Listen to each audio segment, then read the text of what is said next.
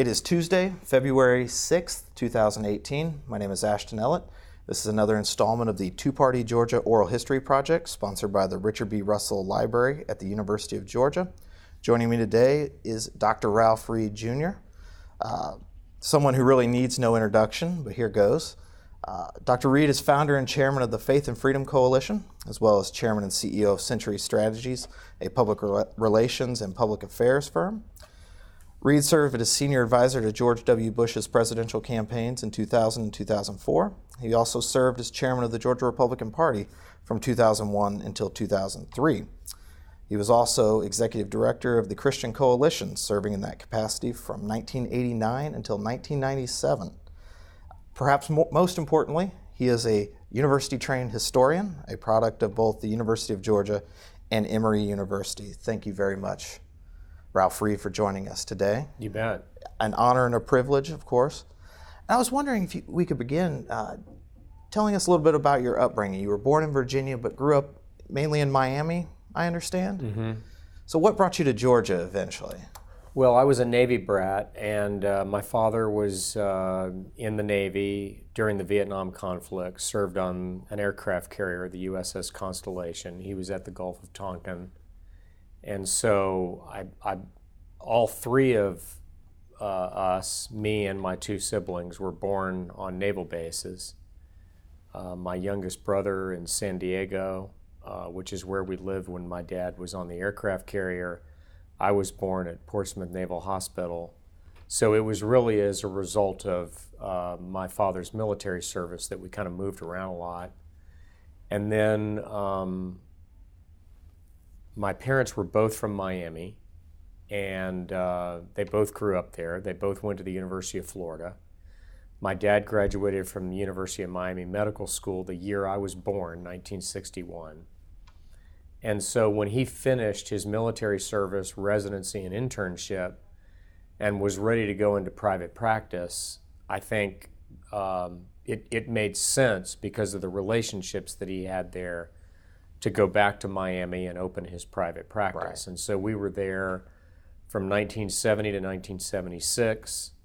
And then in 1976, we moved to Toccoa, Georgia, which you can't imagine a bigger cultural difference than Miami in the 1970s, which was then the murder capital of the world, and, you know, major drug problem and a multi-ethnic city, an international city, and then Toccoa, you know, which Stevens was County, a small textile town nestled in the mountains of North Georgia. And I guess I would say, without dwelling on it, that those two cities and, you know, populations and cultures really served me well in my political engagement, because I think it's fair to say that until we moved to Toccoa, I didn't have a lot of personal experience with the Bible Belt. You know, I didn't have any way of knowing at that time that I would end up organizing a lot of those voters. But I got to know people, not that those people weren't in Miami too, they were. But it was culturally different, you know, where in a small town, the largest building in the town was the First Baptist Church. The second largest building in town was the Methodist Church. Right.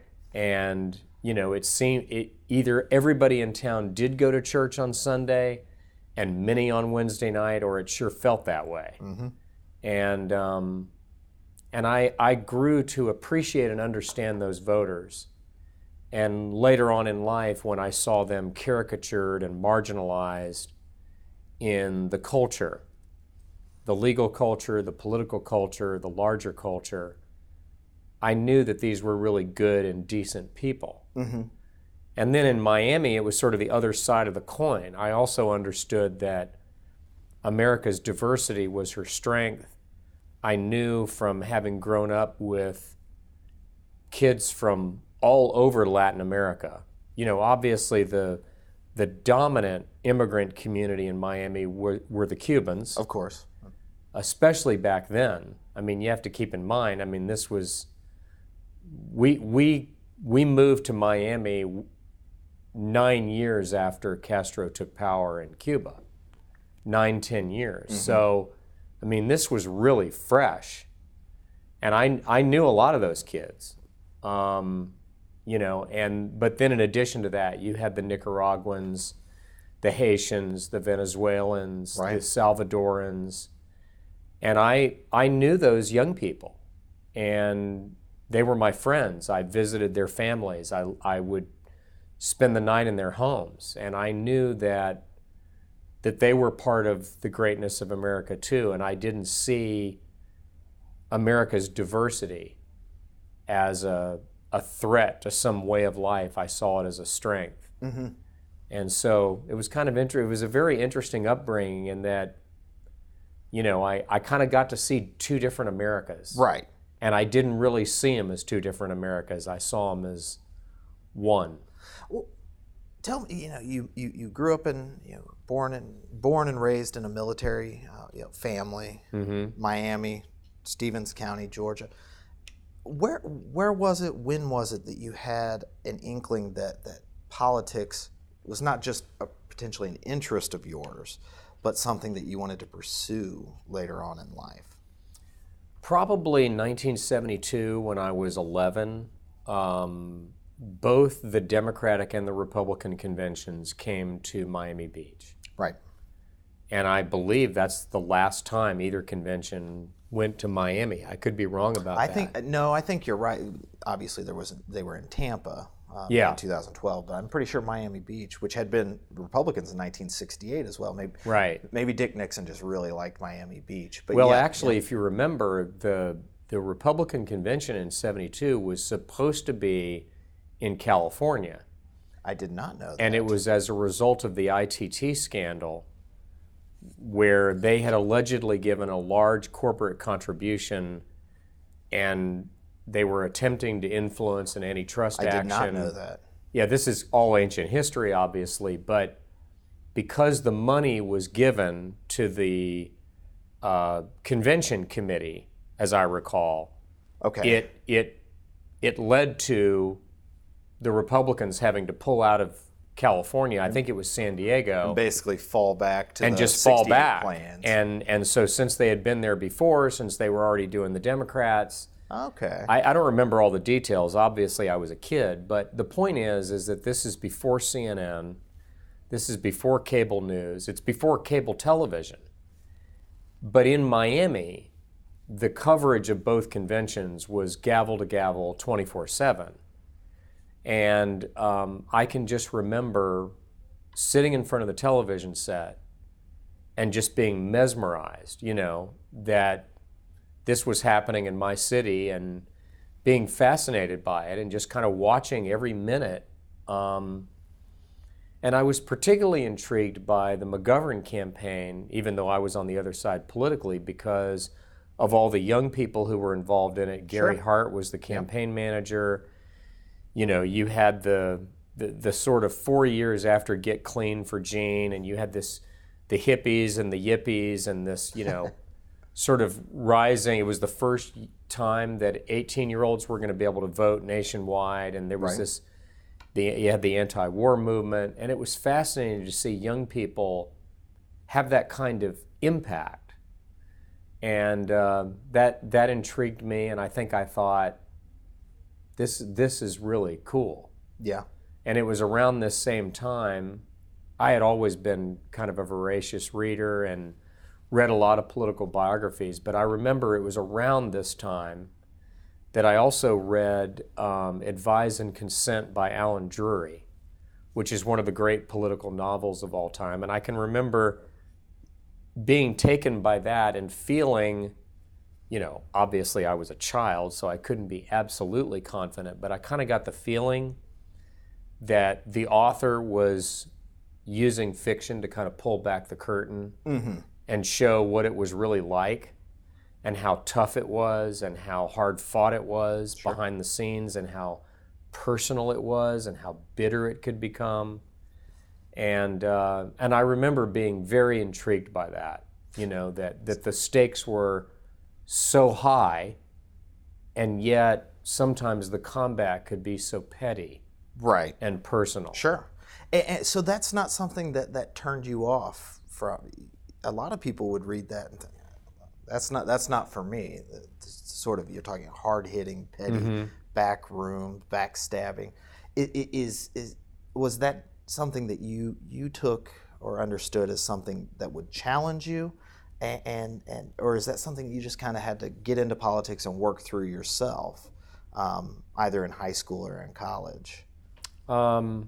I think that what ultimately intrigued me and fascinated me about it was not that. I really viewed, in the case of Drury's book, I just viewed it as descriptive. Okay. In other words, I didn't think at any point that he was glorifying that. Okay. I just thought he was describing what it's like, in the same way that an analyst would describe something. Sure. But okay. what fascinated me across the board, not just that book, but the biographies that I read, I can remember around that time reading a biography of Woodrow Wilson. I don't remember who wrote it, but I just remember, being really captured by it, that the stakes were so big. Another historian. Yeah, PhD. that's true. That's right. Or possibly political science. Yeah, I don't think he was history. I believe he was one of the first. But in any event, a scholar, a Princeton, university president. Yeah, and in fact, his book, the thing that kind of made him, sort of famous, as I recall, was a book in which he talked about congressional power versus executive power. And, but we're talking about the Great War. The First World War and Versailles and the League of Nations and all that, and it kind of hit me. Politics is not a game. No. It can decide life and death. It can decide the destiny of the human race. It does decide the destiny of the human race. And I guess the best thing that I would equate it to is when I was a college Republican, kind of getting ahead of ourselves. No. And I can't remember which event it was anymore, because Newt was a pretty larger than life character for us even then. He was the guy. He was the guy. The Republican in Georgia. He was the only Republican elected to federal office at the time. I can't place it. Maybe Mattingly had won by then. But in any event, he was a big deal to us. He was a former college professor. He really liked young people. You could almost do anything college Republican, and if his schedule permitted, he would come because he loved us. And I remember him telling a story. He was also a military brat. He was an Army brat. Right. And about his father taking him, I think, to Verdun. And as I'm remembering it, I could get it wrong because this is at least 35 years ago. He said that his father took him to this museum or this exhibit that is at the battlefield of Verdun. And in my recollection, it was some kind of a mausoleum structure or a glass case that was very large, that was piled with the bones of soldiers who had died in the battle who couldn't be identified and be given separate graves. And Newt describes standing there with his father as a young kid, I don't know how old he was at the time, looking at those bones and going, wow. I mean, the politicians and the elected officials who decided that this war was a good idea or a necessary thing led to this. And there was a book written in the late 80s or early 90s about this whole generation of children of military personnel who grew up with their fathers going overseas to fight the bad guys. Right. for the post-World War II baby boom generation, that would have been the communists.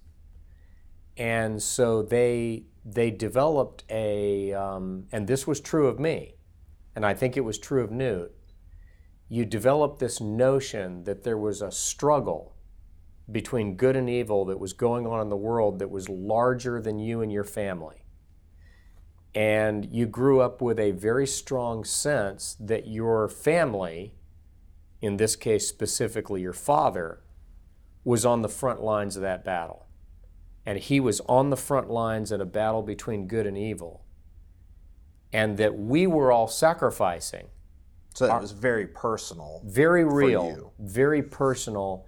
And you develop this idea, this mentality, that I'm not supposed to spend my life making a mortgage payment, mowing the lawn, going to Rotary, and going to church on Sunday, and going to Little League games on Saturday, although there's nothing wrong with any of that.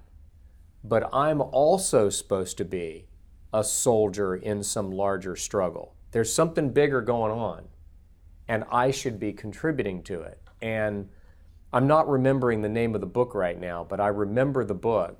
And I think that would be the best way to describe my childhood, that I had that sense. And I thought that I would end up, going into the military like my dad did, but that didn't happen. So you graduated Stevens County High, 1979. Yep. Went to the University of Georgia. Mm-hmm. Were you you mentioned college Republicans. Is that something that you got involved in as soon as you got to Athens? No, the first thing I did was I was on the debate team at Stevens County High School, and I got involved in the debate team at the University of Georgia, and that was the fall was the big debate season. So for the first few months that I was there, I was going to different college campuses every weekend, and I was part of a junior varsity debate team. And I was JV because I was a freshman. Sure. And then we had, sophomores, juniors, and seniors that were our top debaters. And we at the time had one of the top debate programs in the United States. I think we had won the national championship a few years before. So I did that and went to class, and then somewhere in there, I started going to college Republican meetings because I was kind of a partisan.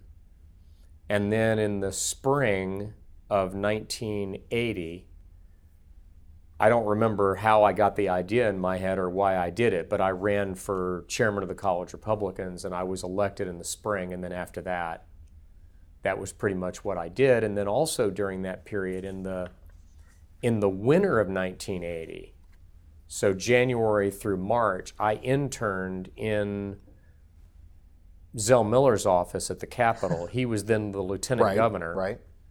I was technically an intern in the office of the president of the Senate. So I was on his state Senate staff. I mean, I was an intern. And, I was from North Georgia, which was where Zell was Not from. Not too far from Towns County. So it was really funny. I mean, I was out there as a college Republican, but I was interning in Zell's office, and he was getting ready to run against Herman Talmadge. Far to the left of Herman Talmadge. That is correct. But I really liked Zell, and I thought very highly of him. He had come to Boys State. I was at Boys State back then it was North Georgia College. I assume today it's the University of North Georgia. Yeah.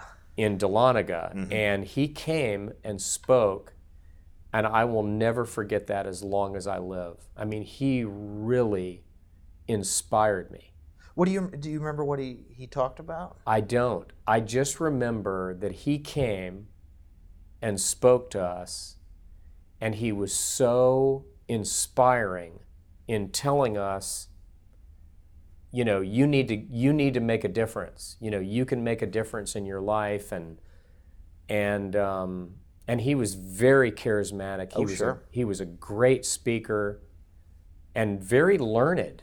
That was another thing that a lot of people didn't know about Zell. I mean, he had that North Georgia twang, and he had a little bit of hillbilly in him, but he He had a doctorate in history, I think. He definitely has a master's degree. Yeah, maybe not a I've PhD. I've seen the thesis. But he was in an LeCompte historian. Hall. Yes, it's a and running a, theme and of a this college conversation. professor. And you know, when you've learned how to keep 28 or 30 freshmen and hold their attention for 50 minutes at a college classroom, it's a talent you never lose. Right. And he just, I don't know what it was, but he just kind of grabbed me by the throat. And so he then, somewhere in there, he proposed raising the sales tax from 3% to 4% and eliminating the tax on food, medicine, and prescription drugs. And so I called his office. I mean, I was a 16 or 17-year-old kid in Toccoa, Georgia. I called his office and I said, could you send me the petition because I want to circulate it in Stevens County? And so for whatever strange reason, I have no idea what got into my head, I took that petition and started going door to door in Toccoa. And I did that for about a month. And I ended up collecting, as I recall, over 1,000 signatures, which I had no idea that was a lot. You know, I was just a kid going door to door. In Toccoa, Georgia. Yeah, I basically ended up with 10% of the town signing my petition. The population of Toccoa was about 10,000. So I bundled it all up and made copies of it and kept a copy for myself, so I had all the names, and I sent them down to Zell's office in Atlanta. And I don't know, whenever, you know, I don't know if it was a few days or a week, but Bill Burson, who was then Zell's chief of staff, and unbeknownst to me, I didn't even know this, but apparently he'd been a veteran of like the Capitol and Democratic Party politics forever. I didn't know that. He called me up and he said, Ralph, he said, you got more signatures. You collected more signatures than anybody else in the state. And we got more signatures from Stevens County than we did from all but one other county in the state. And I went, oh. And he said, we'd like to offer you an internship. So in 1980, it was just through this happenstance, I ended up interning in Zell's office and going with him on one campaign trip. I can't place when anymore, but sometime in the spring of 1980, after the session was over, I interned in his office. I think he was going to Stevens County to give a speech at the Georgia Baptist Convention Center. And they knew I was from Stevens County, so I got a call going, hey, you want to go with us? And so I went with him, and I rode on the van with him, and I spent the whole day with him. And then meanwhile, I'm running for chairman of the College Republicans. It was kind of funny. Did they know that you were a college Republican? I don't think they did. Not you know, and I volunteered. I didn't say anything because I wasn't going to turn down an opportunity. Besides, I was for Zell in the Democratic primary. So I certainly didn't want Talmadge to be reelected. Right. So Zell obviously is unsuccessful in the Democratic primary. Right. Extremely hard fought, vicious campaign. Got beat pretty badly in the runoff, as I recall. Right. Did you work for? He would become Senator Mattingly, but he was just Mac Mattingly at the time. Did you work on at the time? In all sincerity, at that time, he wasn't really on the radar screen much for people like me because no Republican had been elected in 100 years to the Senate. And so at that time, the action was considered in the Democratic primary. Sure. So if you are a Republican and you didn't want somebody like Talmadge to be reelected for whatever reason, and obviously he was going through his ethics issues at the time, which ultimately contributed to his defeat. Sure. You know, you voted in the Democratic primary. At this point, 38 years ago, I don't remember, but I don't think I did. I don't think I would have. I might have, but I was a Republican. Mm-hmm. So basically what I did was, once I was elected chairman of the college Republicans, I knew that I couldn't help Zell. Right. Even though the primary and runoff were coming up. So yeah, at that point, we were doing the Reagan campaign on campus. Right. And then, once Talmadge was renominated, that became more of a race. Sure. I don't know that we thought we would win. That sort of came later, but it was very clear that we would get the Republican vote, and then there would be a lot of progressives, moderates, sort of cosmopolitan, suburban voters in Atlanta, in metro Atlanta, that were going to vote for Mac to try to stop Herman Talmadge.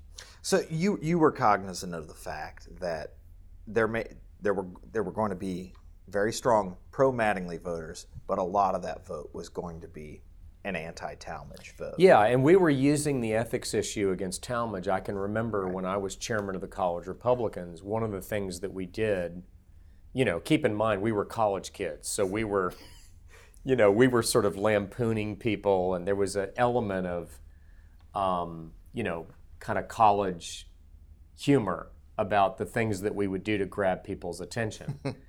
And one of them we did because it was involved in the ethics investigation, the Senate Ethics Committee. I don't even remember at this point what happened. I think they basically reprimanded Talmadge. I don't think he got censured. It was a reprimand. It was a reprimand. And his either former advisor or chief of staff, a guy named Daniel Minshew, testified before the committee and basically told all these details that were unflattering and not helpful, and then his either ex-wife at that point or estranged wife, Betty Talmadge, came out and said that she would go through his pockets before she took his clothes to the dry cleaners, and she would find wads of cash and bills.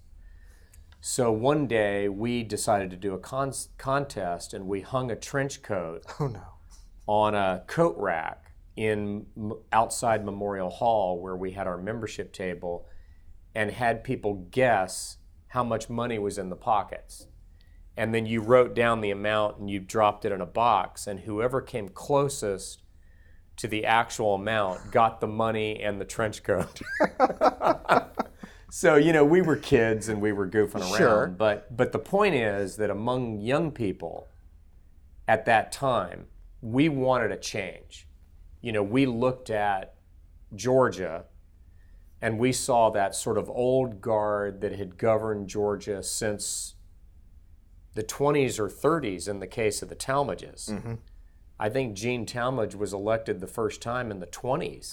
Ag commissioner in 22 or 24. Yeah. I should know that. It's one of those years. And then it just went on and on and on, and we felt like it was sort of a cartel, that it was a one-party state and that there was corruption and abuse of power as a result of not having a competitive two-party system. Right. And so, we were using humor to highlight it, but the point we were trying to make as college Republicans to young voters is this old guard that's been governing Georgia, that presided over segregation, that is backward looking and is corrupt.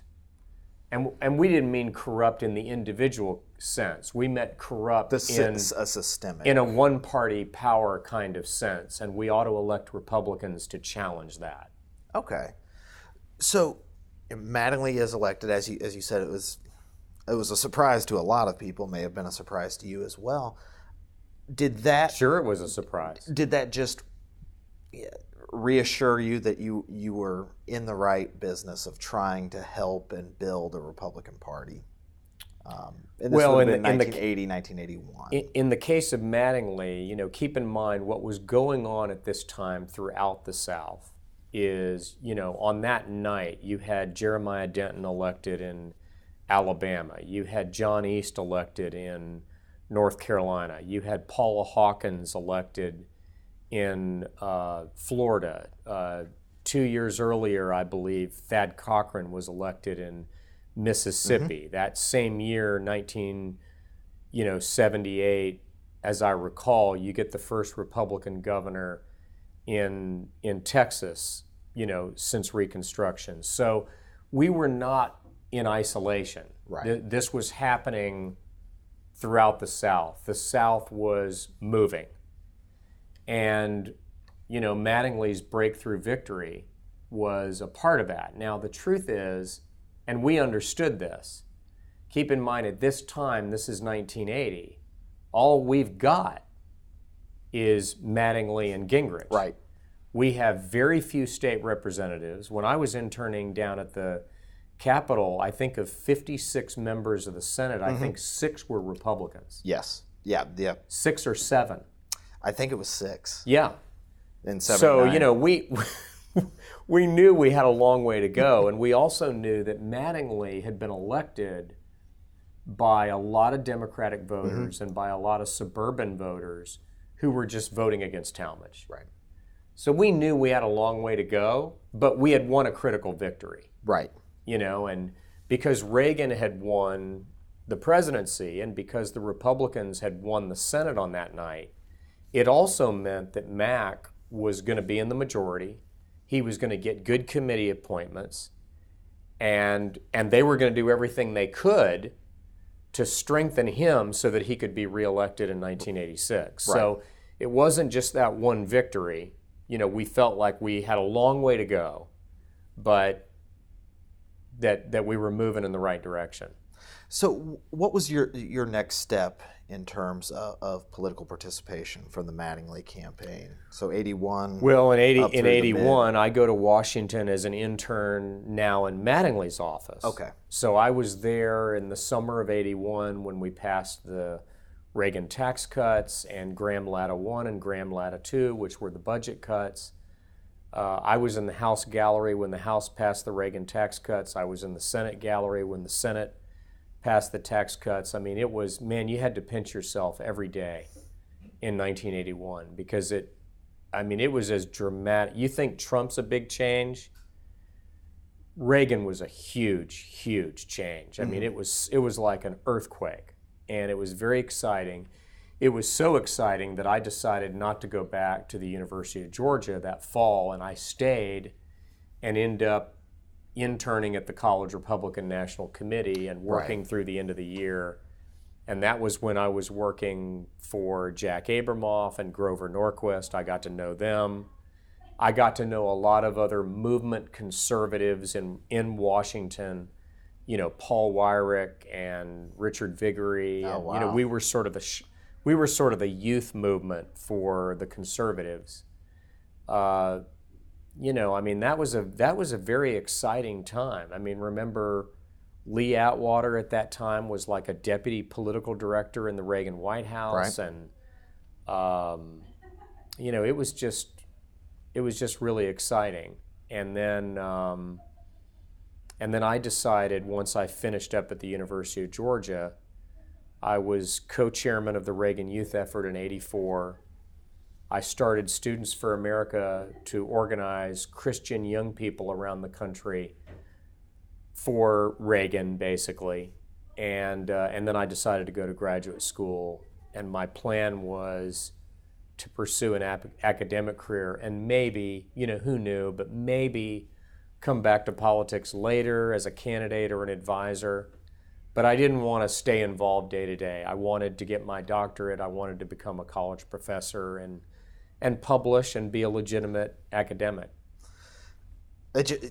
I looked at it. You graduated University of Georgia in 1985, and you got your PhD in 1989, which is both impressive and infuriating as a former graduate student myself, that you were able to do that kind of work that quickly, which is amazing to me.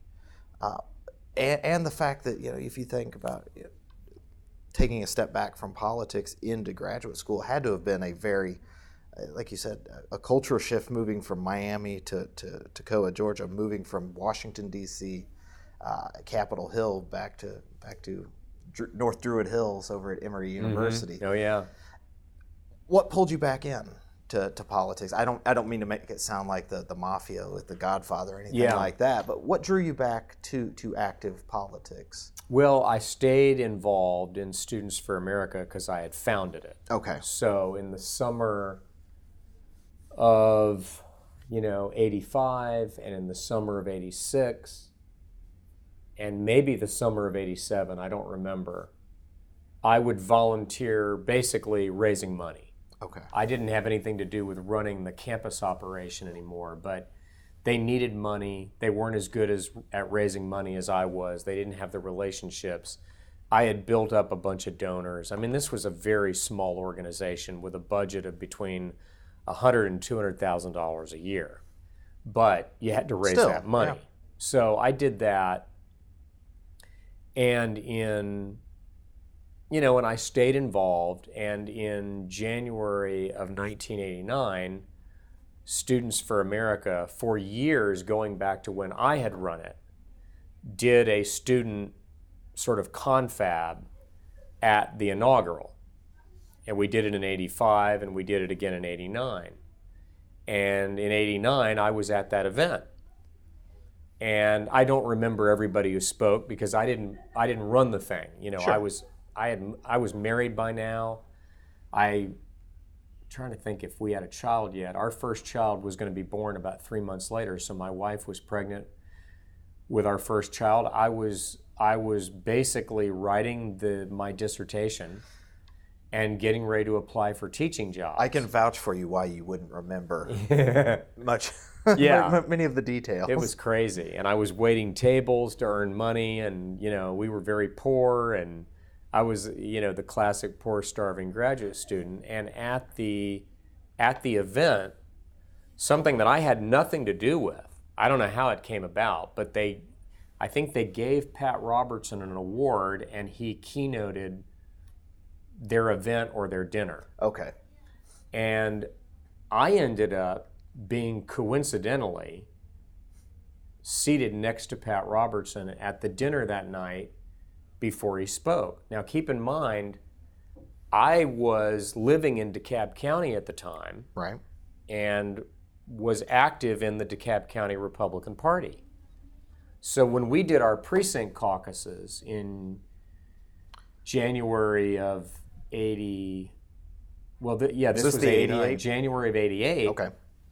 I went to my precinct caucuses, and all the Robertson people were pouring into these precinct caucuses to elect pro-Robertson delegates to the convention so that they could have a pro-Robertson state delegation at the convention in New Orleans that summer. Well, I was an old Kemp guy because I had been friends with Jack Kemp and his kids all the way through my college Republican involvement throughout the 1980s. And Jack was a friend of mine. And so it wasn't anything against Pat. I had great respect for Pat, but I supported Jack. Sure.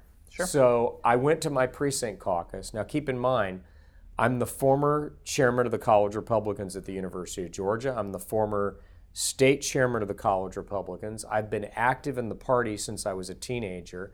I'd been a delegate to just about every state convention since I had been 17 or 18. And when I got to my precinct caucus, because I wasn't for Robertson, they slated me out. They wouldn't even let me be a delegate to the county convention. So fast forward to the inaugural a year later, and I'm sitting next to Pat. And I guess I was a fairly precocious 26 or 27-year-old kid. Needless to say, my political involvement was pretty long for a 27-year-old. Right. And so I figured, look, I probably shook his hand once. I've never met this guy before in my life. I'm probably never going to see him again. I'm not going to waste this opportunity. I'm going to give it to him with the bark off. And I told him, I said, Pat, I have great respect for you and what you accomplished in your presidential campaign. But I have to be honest with you. You weren't always well served by your people. And he said, well, I don't disagree with that, but what do you mean? And I told him what happened to me. And I said, now, Pat, at a certain point, Kemp was gone. you went on to New Orleans, I could have been an ally of yours. I could have been a friend of yours. But if you have your people pour into the Republican Party and shoot in the back of the head everybody who's not on your team, you're not only not making allies, you're making enemies of potential future friends. And I said, and if you want to influence the Republican Party, that is not how you do it. Right. You know, you build alliances, you build bridges.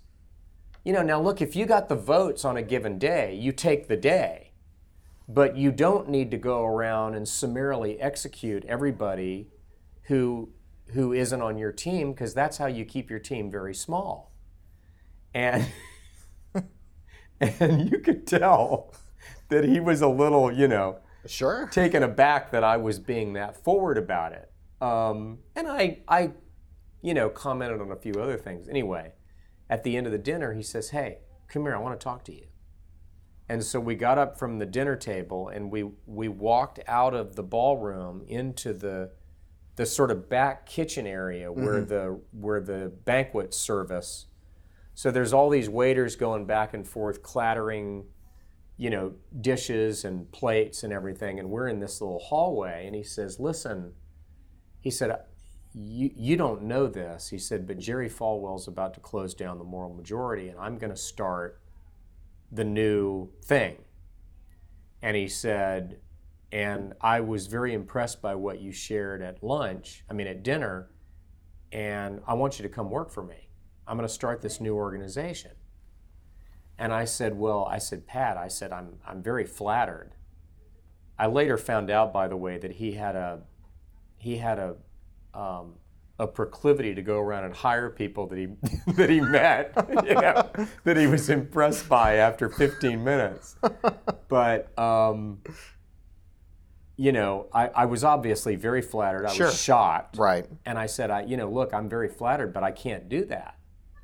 And he said, "Well, why not?" And I said, "Because I'm finishing my PhD program at Emory University. I'm writing my dissertation," and I said, "and I'm on a fellowship, and the fellowship's about to run out, and I gotta finish this thing, because I've invested 4 years in this."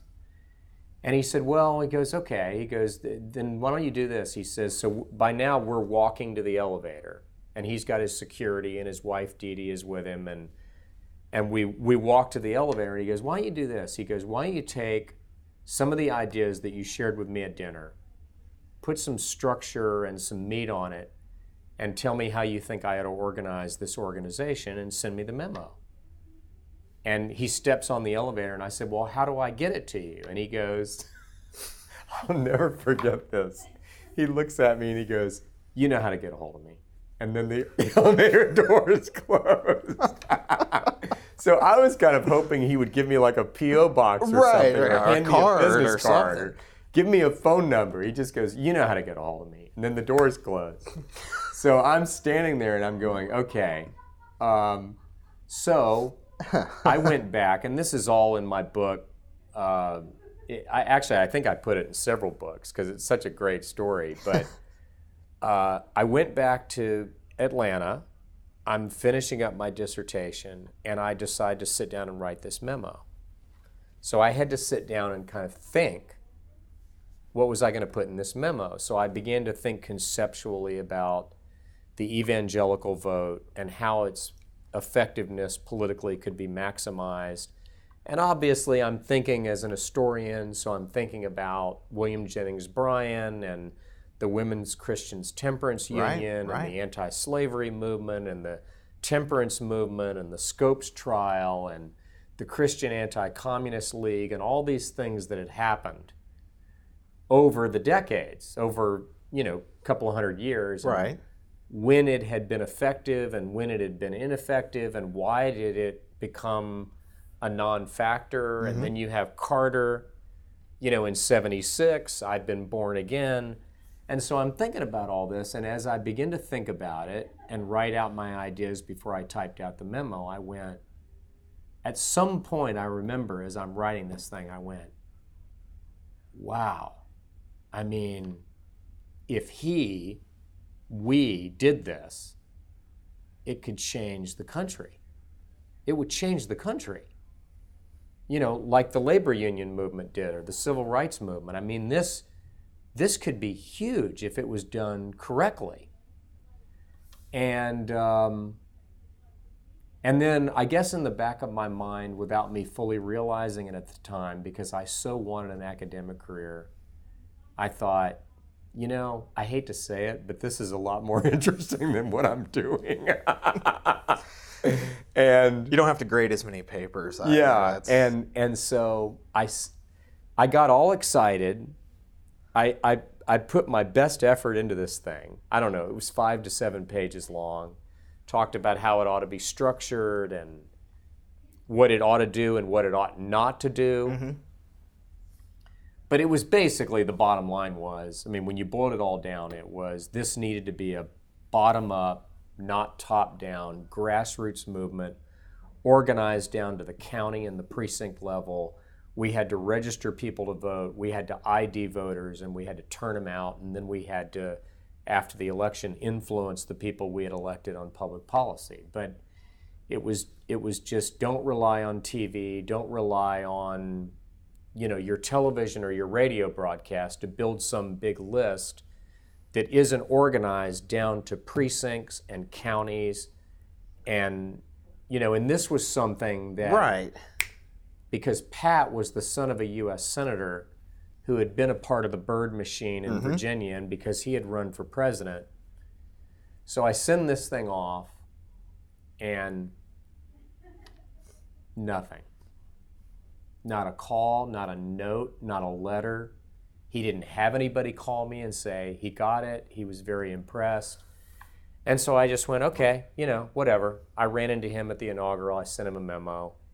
He probably never read it. And then I went on and finished my dissertation and was applying for teaching jobs. So I sent the memo the first week of February of 1989 and heard nothing. And then one day in September of 1989, I was sitting at my desk writing the last page of my dissertation. I'm not making this up. I had the last page in the typewriter, and I'm writing the final 2 or 3 paragraphs, and my phone rang. And it was Pat Robertson. And he said, "Hey, Ralph, it's Pat Robertson. Listen, I got your memo." And he said, "And I'm sorry I haven't gotten back to you, but I've been busy doing some other things."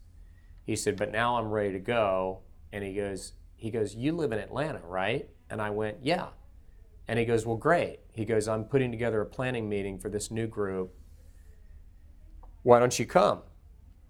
And I did. It was at the Ritz-Carlton in downtown Atlanta. That's right. And I walked into this room, and it was Tim LaHaye and Beverly LaHaye and Pat Robertson and D. James Kennedy and all these major Christian leaders who were household names, and me. And I just sat there, you know. And then at the end of the meeting, when the meeting was over and they had talked about various things, Pat turned to me and he said, "Hey, I want everybody to meet Ralph Reed. He's going to be running the operation." That's how I was hired, literally.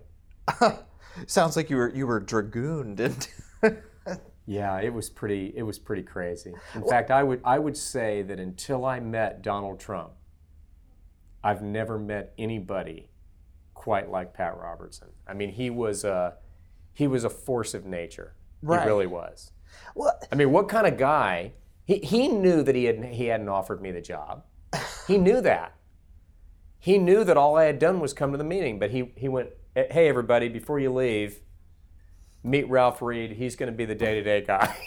I haven't signed anything. Yeah, I haven't told your wife. What do you say? I mean, every head turns to me, and I'm trying not to look like that's the first time I've heard that. Right.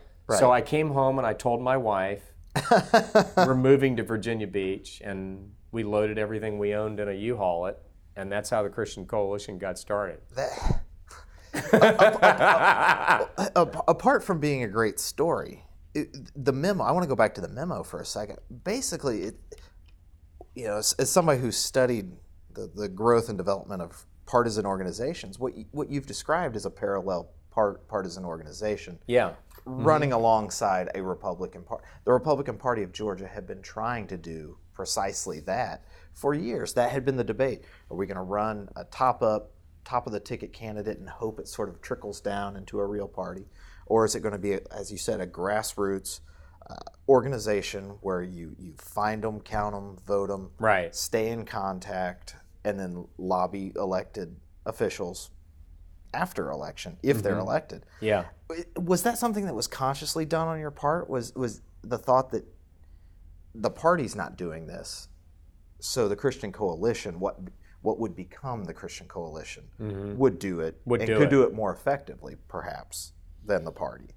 Well, I definitely knew from my college Republican background, from my campaign background, and my grassroots background, that, in my opinion, both then and now, that was how you won, and I guess when I looked at historical analogs, I mentioned the Women Christians Temperance Union. Right. If anybody's ever studied that, and I had, you knew that was a largely female-led and run grassroots organization. At a time when women couldn't vote. Right, and they were a big, they created Mother's Day. They helped to bring about the right to vote, because the only way they could make a state go dry when they were trying to bring about temperance and ultimately prohibition was to giving women the right to vote became the means to the end of temperance. Okay. Because the men were the ones who were drinking, and the women were the ones who were trying to guard hearth, home, family, and community. And these communities and these families were being torn apart by the ravages of alcohol as they saw it. And it was a moral crusade. And so I knew that this was the way. And again, if you hadn't studied it, you wouldn't have known this, but I knew that they built para-party organizations that would grant or withhold endorsements. I mean, particularly in Ohio, where the temperance organization was very strong, no Republican at the peak of the power of the WCTU could win either the party's nomination or a statewide race unless the temperance leaders gave them their seal of approval. So I knew in general terms that if you organized the faith community, that you could move the needle dramatically. I had gotten an education in how that could happen in my own time when I went to that precinct meeting at the DeKalb County Courthouse in January of '89. I looked at I may have gotten slated out. Right. But that was neither here nor there. Jack Kemp wasn't going to be the Republican nominee that year. So, I mean, I wasn't really personally offended or angry at them, as a lot of traditional party people were. Right. Yes. They looked at those people as interlopers and a danger. I looked at them and I saw the future. I went, look, any force that is turning out this number of people who've never been to a precinct meeting before, what's wrong with that? I'm trying to build the Republican Party. This is how you do it.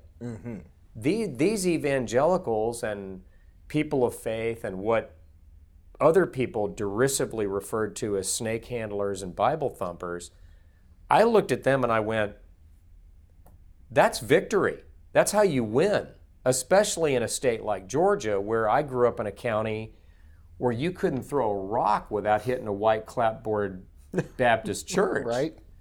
And I knew that there were a lot of voters that didn't feel welcome in the Republican Party because they saw it as the party of business or the party of Wall Street. They certainly didn't see it as the party of the grassroots.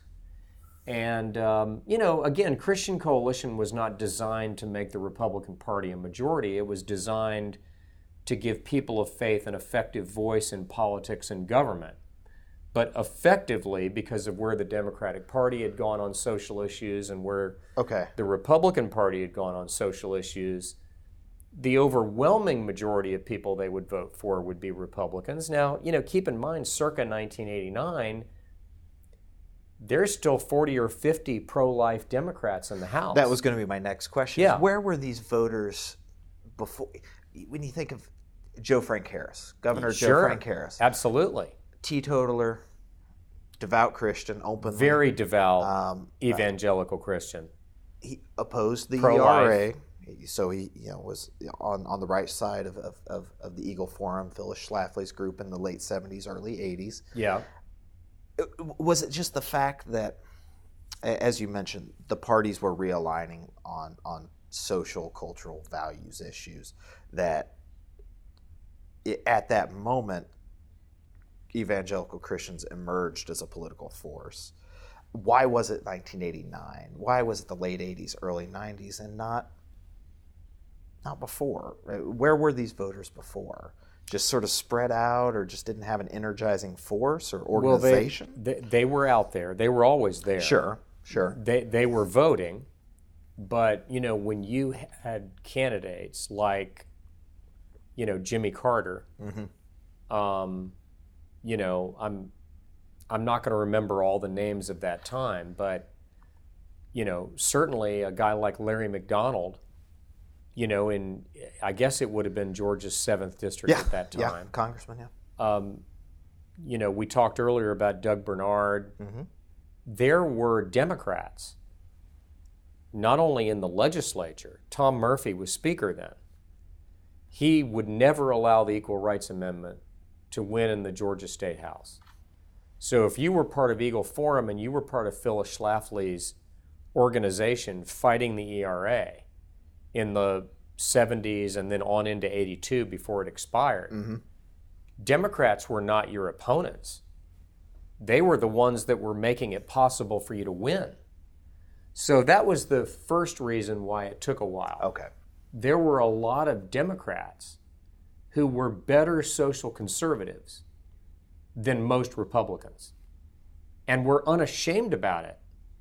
And because they were unashamed about it, and were, in the case, you mentioned Joe Frank Harris, I remember that campaign. I was state chairman of the College Republicans. Joe Frank Harris, in my recollection, ended every speech he gave, at least every one I heard, where he said, "I ask for your vote, and I ask for your prayers." And I'm out there in the audience listening to this guy, and I'm going, there's no way we're beating that. It's not going to happen. There's too many of our natural voters who are going to be attracted to his faith profile and his social conservatism, and we're not going to get them. And so that was the first thing. The second reason why it happened when it happened, you had the moral majority. There were a lot of things happening. But until Pat Robertson ran for president in 1988, and people forget this, but he raised a huge amount of money. He ran a real campaign. He built a grassroots organization in Michigan, in Georgia, in Florida, in Iowa, in a lot of the primary and caucus states. He didn't win most of those states. He only carried 5 state delegations, but he built organizations in every one of them, and they poured into the party. Every one of these parties, South Carolina, they poured in. What I saw in DeKalb County that day was happening throughout the country. And it has been estimated by Robertson and by those who worked on his campaign that as many as 2 million voters switched their party registration so that they could vote for Pat in the primaries. That they had been, at least in name, conservative Democrats or what have you. But they wanted to vote for Pat. They admired him. They looked up to him, but they couldn't vote in the primary. Right, because of the Now, in closed some system. states, they could. Sure. In Georgia, they could. We were not, you didn't have to register by party here. You still don't. But in Florida, you had to switch. It was a closed primary. Michigan's the same way, I believe. That is correct. And so in the training that they were doing at the grassroots, in all these states, they were going to people who were church-going people who filled the pews on Sundays and generally voted in general elections, but were not big party activists. They said, guys, if you're not a registered Republican, you're not going to be able to vote for Pat. And so that was a big thing. And then I would say, you know, the third thing that, you know, that really made it possible was a recognition after the Reagan years that electing one guy as president wasn't going to solve the problem. You know, I mean, we ended the Reagan era and abortion was still legal. Right. Some of the Supreme Court picks did not go the way we had planned. We had hoped that if Reagan could appoint 2, maybe 3 justices, that we could overturn Roe.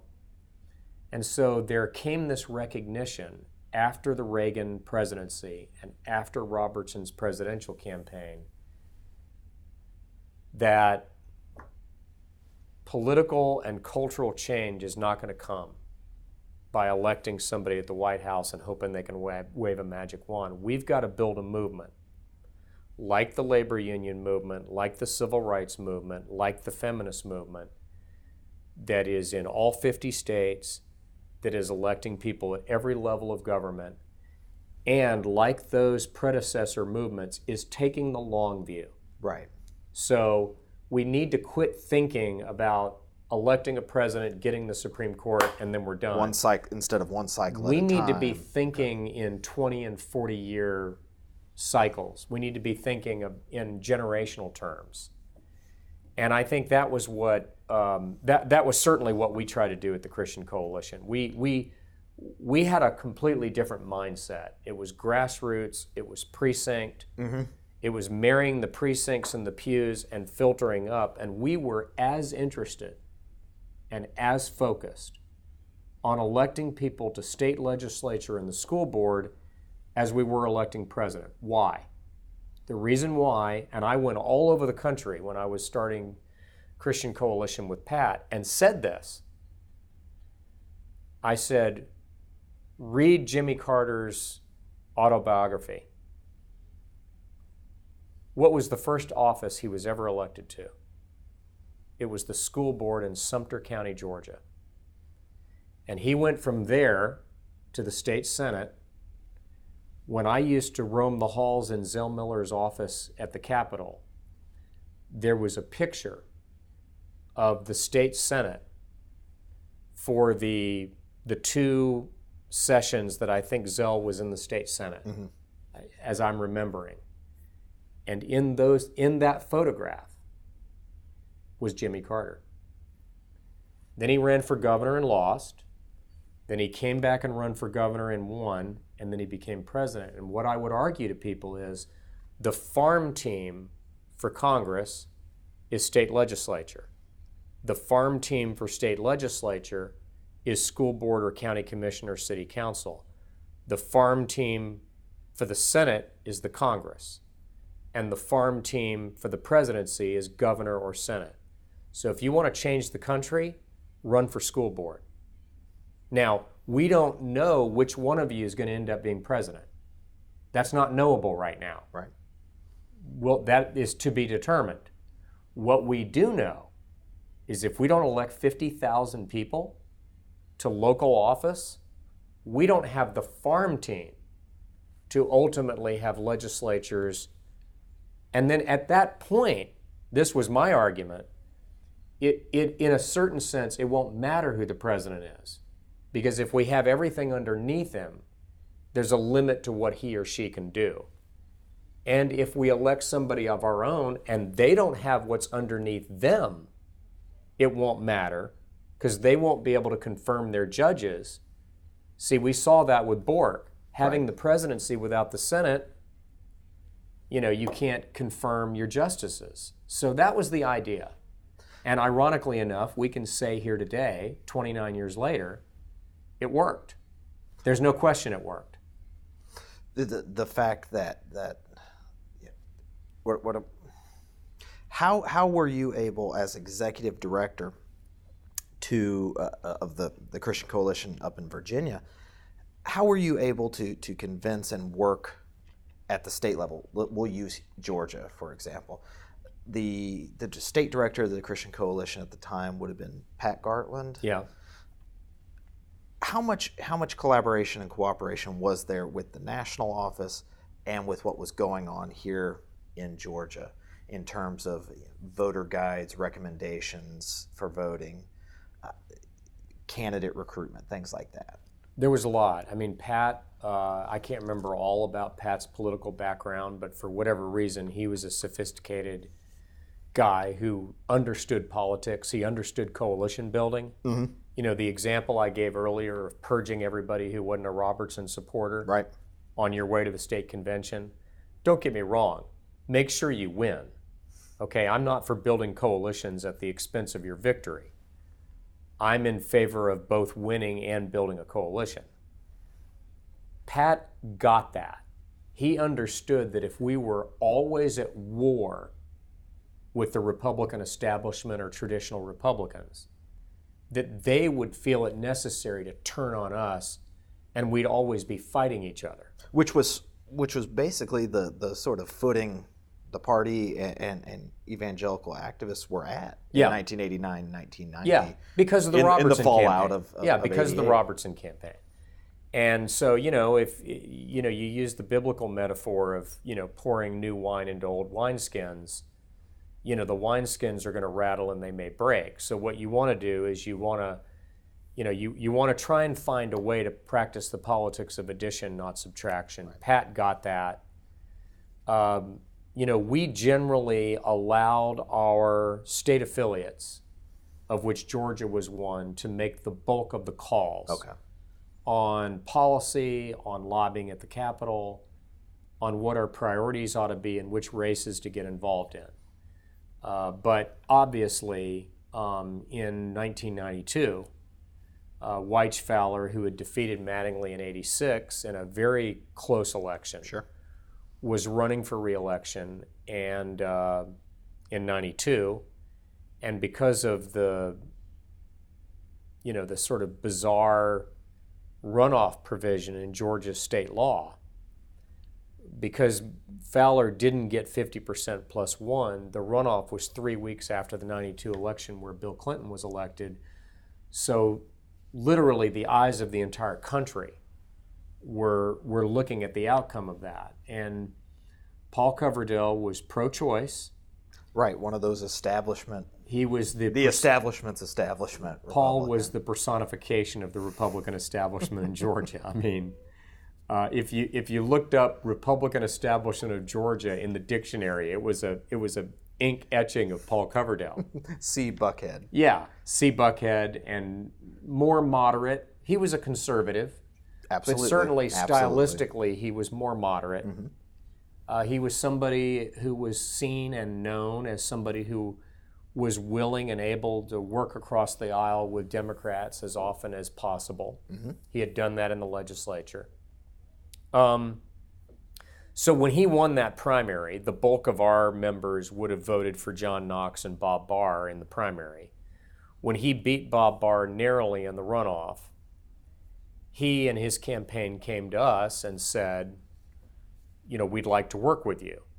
And I was not present at any of those meetings because I was in Virginia, but Pat Gartland was, and my recollection is that the pro-family coalition that included Christian Coalition, the Right to Life organizations, and others, essentially worked out a deal or an understanding with Coverdell that if he would agree to vote for conservative judges and oppose liberal nominees to the bench, if he would oppose taxpayer funding of abortion, and if he would agree to vote against the Freedom of Choice Act, which was a bill being advanced by liberal Democrats at that time that would have codified Roe v. Wade into law.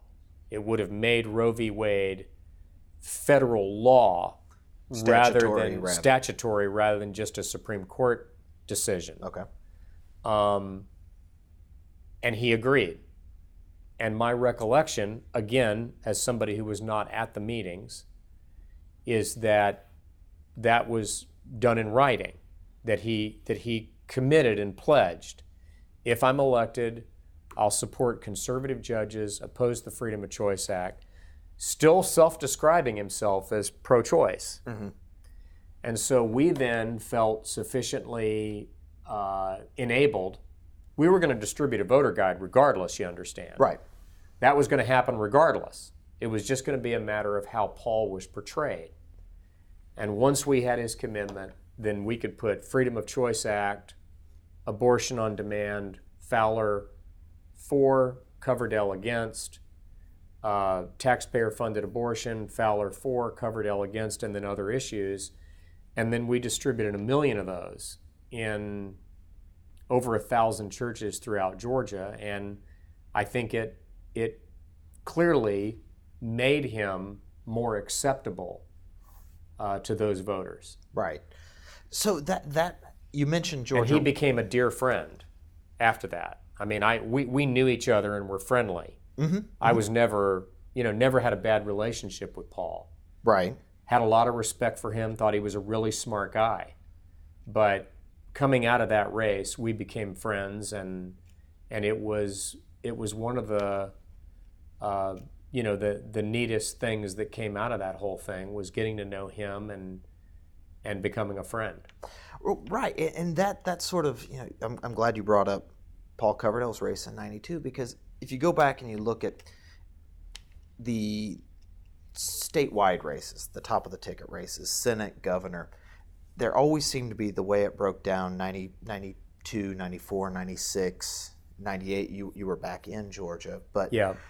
There was a contest between the socially, the emergent insurgent conservative wing of the party. Right, and an establishment candidate. Yeah, I would agree with that. I don't know, is that still true to this day, or do you think that social conservatism, those values issues that you've been talking about, have been, for lack of a better word, mainstreamed into the Republican Party? I think a little bit of both. Okay. I think that, the fight that the Robertson campaign was one flashpoint of, the faith-based grassroots versus, Buckhead Republicans and the establishment feeling, well, we don't want to nominate somebody who's so far out there on the right, sort of a Georgia version of Roy Moore, that they can't win the Atlanta suburbs. Gotcha. So there was always that tension. On the other hand, it is also true that after Coverdell, there wasn't another Coverdell. There wasn't a pro-choice statewide nominee. Again. Right. The Republican Party became a fully pro-life party, and almost without exception, not only were its candidates pro-life and socially conservative, but in a lot of cases, they were persons of very devout Christian faith who had either come out of the pro-family movement or had a foot in it, mm-hmm. or were viewed as very friendly to it. And I think that was particularly true at the state legislative level. Right. And, you're not asking this, and I guess I'm getting ahead of myself a little bit, but the basic answer to your question is the thing that influenced me the most strategically during this period. So by now we're talking late 90s, early 21st century, early aughts, was a book that I'm not remembering the title of, but it was a book about the Republican Party in the South and Southern politics by Merle Black and Earl Black, mm-hmm. the Black brothers, one of whom was at Emory. Right, we're just retired. And I can't remember where the other one was. I think he might have been at Rice, yeah. They wrote a book in which they basically argued that the swing vote in Southern politics was no longer the conservative Democrat, that was over, that the swing vote was the moderate Republican in the suburbs. And, again, I read this book many, many years ago, so I'm not going to get into the argument because I don't recall it with sufficient specificity. But one of the things that the book pointed out, and I certainly saw this in Georgia throughout the 90s, particularly in the late 90s, were the number of people who were moving into Georgia in huge numbers. Right. From places like Ohio and Michigan and Connecticut and California, Texas, states that had had viable Republican parties for a long time. And they had been voting for Republican candidates for a long time. So they were inclined to do that if you gave them a good enough candidate. But if you nominated somebody who was either stylistically or substantively so far out on the right that they didn't feel that you were viable, or there was social pressure within their social circle that person was unacceptable for whatever reason, maybe their views on race, or maybe their views on something else, that you would lose. And so as I thought about it strategically around that time, I was working on the Bush campaign in 2000.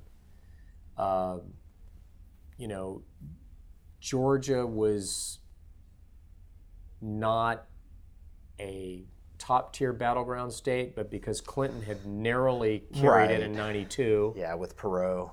And then Dole narrowly carried it. Both really close. It was one that we were really keeping an eye on. And I thought a lot about those moderate voters. At no time did I ever think that the Republican Party should backpedal or de-emphasize its pro-life or socially conservative stance. That was not what it was about. I always thought the idea that the Republican Party was turning off those voters because it was pro-life or socially conservative was not supported by the data or the polling. Okay. What I felt was that you had to make a specific appeal to those voters based on issues like education, the environment, taxes, and the economy, so that they would go, okay, they get me. Okay. I'm concerned about good schools for my kids, safe neighborhoods, and jobs. And they're not talking to me about abortion or gay rights. And so the strategy was to talk to the evangelicals about the issues that they cared about, which, by the way, were not just abortion. They cared about a lot of issues. They cared about the economy and jobs, so you had to talk about that too. But then when you talk to the suburban, moderate, and women voters, the voters who were pouring into the bulging suburbs in the counties that ring metro Atlanta, the voters who had come in from other states, hadn't grown up in the South. They weren't Bible Belt voters. You needed to have a message for them. And that message was about jobs, taxes, education, protecting the environment, things that they cared about. And that's what we did. So you just did, but you would consciously push back against the term single issue voter. The evangelicals are single issue voters. Are you pro-life, or are you against same-sex marriage? Although that issue obviously has changed for a variety of reasons. Right, because of the Supreme Court decision. Right. So that when we say evangelical voters, you consciously made a point to make values voting about an entire program, not just that one issue that may be prioritized in a list of issues. But so how were you trying to do that? How did that become a reality on the ground in campaigns or in recruitment? In terms of what I did at the Christian Coalition and the later Faith and Freedom Coalition, our voter education materials, our voter guides, our mail pieces, everything we did to educate and turn out voters was based on a broad-based range of issues. It was a broad range of issues. So when you got one of our mail pieces, or when we hit you with a digital ad or a video, or when we did a radio ad, or when we put a voter guide in your church, it wasn't just abortion, gay rights, and school prayer. It would include, in the 90s at the Christian Coalition, it would have included things like the balanced budget amendment, tax issues, trying to think of what else might have been on there, but a broad range of issues. We never did gun issues. We never included Second Amendment issues. First of all, we felt that that was not an issue that was our core competency. Mm-hmm. It wasn't one that we lobbied on or worked on.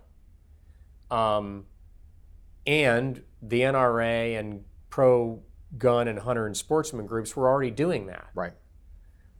So it wasn't necessary for us to do that. So we never included gun issues. But we would include tax issues, spending issues, balanced budget amendment, things of that nature. And at the Bush campaign or the Georgia Republican Party, when I was chairman there, it would mean that we would include things like the Bush tax cut. It would mean that we would include things like education reform or school choice. Right. Okay? And today, with Faith and Freedom Coalition, it means that we would include things like the Iran nuclear deal, or Obamacare, or the Trump tax cut, or the $2,000 per child tax credit that was part of the Trump tax cut, that was one of our top priorities legislatively. It would definitely mean that we would include moving the U.S. Embassy in Israel from Tel Aviv to Jerusalem. These are things that we include that include foreign policy, spending, taxes, health care, sometimes an immigration issue, border security or the wall. Depends on the race or the state, but we try to include a broad range of issues. And then when you're talking to the suburban voters, as I said, that would be No Child Left Behind, or education reform, or teacher merit pay, or educational choice. Mm-hmm. Again, Obamacare, because they really cared about that. Maybe an environmental issue. It just depended. Well, maybe you sort of mentioned this, or at least tangentially. So it sounds like the program is highly targeted for a particular audience, state, sure. or so is that something that is focus grouped out, or based on research, past voting patterns, or is it just it's not just Ralph Reed sitting in a boardroom like we are, writing down what you think are important issues? I would say it's a combination of both. Okay. I mean, I don't necessarily need to do a poll or a focus group to tell me how to talk to a faith-based voter in an election cycle. Right. I've been doing it for so You've been long. Doing But whether it's faith-based voters, or Hispanic voters, or women voters, or suburban moderate voters, that's supplemented by, I would say not dictated by, but it is certainly advised by, guided by, and informed by data. Okay. And some of that data is data analytics, mm-hmm. and micro-targeting today.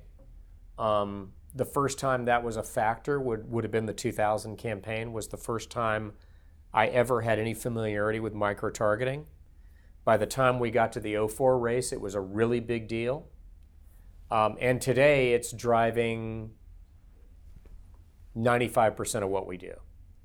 We think that micro-targeting and data analytics is, I wouldn't say more accurate than polling, although I've always looked at polling with a little bit of a jaundiced eye, because I've always felt that to some extent it's based on modeling. Right. Your sample, your sample's determined based on who you think is going to vote, and that's to some extent guesswork.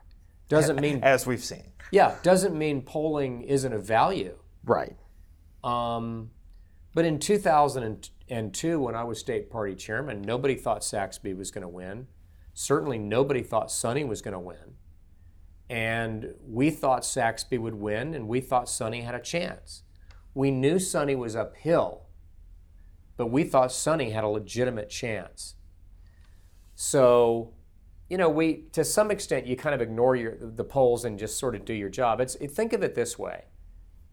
This interview is taking place a few days after the 52nd Super Bowl. The line said that the Patriots should win by 4.5 or 5. And on paper, they should have. Right. The Eagles won by 8. So they were off. The Vegas line was off. 12.5, 13. 13 points. The last Atlanta Journal-Constitution poll taken that was published on the Sunday before the Tuesday election in 2002 had Roy Barnes up, as I recall, by 8 or 10. And I think Sonny won by 4 or 5. So, I'm not being critical of pollsters. The point is not to criticize pollsters. It's to make the point that all a poll is doing is estimating based on who they think is going to vote. And if who they think is going to vote is wrong, then the conclusion is wrong. And right. What I said at the Christian Coalition and at Faith and Freedom, and what I said as state party chairman was, don't pay any attention to the polls. The only thing that matters is who turns out. And in 2002, through a combination of really great candidates, a strong grassroots organization, and a highly popular president who was a wartime president, and I think some mistakes that the Democrats made, we totally turned the turnout model upside down. I mean, as I recall, Republican turnout compared to the 98 baseline was up 9%. Right. And Democratic turnout, as I recall, I'm doing all this from memory, was down about 4% from the 98 baseline. And that was like a bomb going off. So we did sort of jump ahead and talk about 2002. Let's move back to 2000, 2001. You're leaving the Bush campaign. What compelled you to run for state party chairman? I think any state party, I've spoken with every state party chairman dating back, Republican state party chairman since 1971. Is that right? I don't know if any of them ever enjoyed the job. I don't want to put words in their mouth, but it's a challenging position. Right. You get it sort of like middle management. You get it from up here, you get it from down here, you get it from all sides. What compelled you at that time to say, take your experience to the party structure itself, the party organization itself here in Georgia? I think that after the Bush campaign in 2000, keep in mind we went through the recount, so that it wasn't resolved until December. Right. And,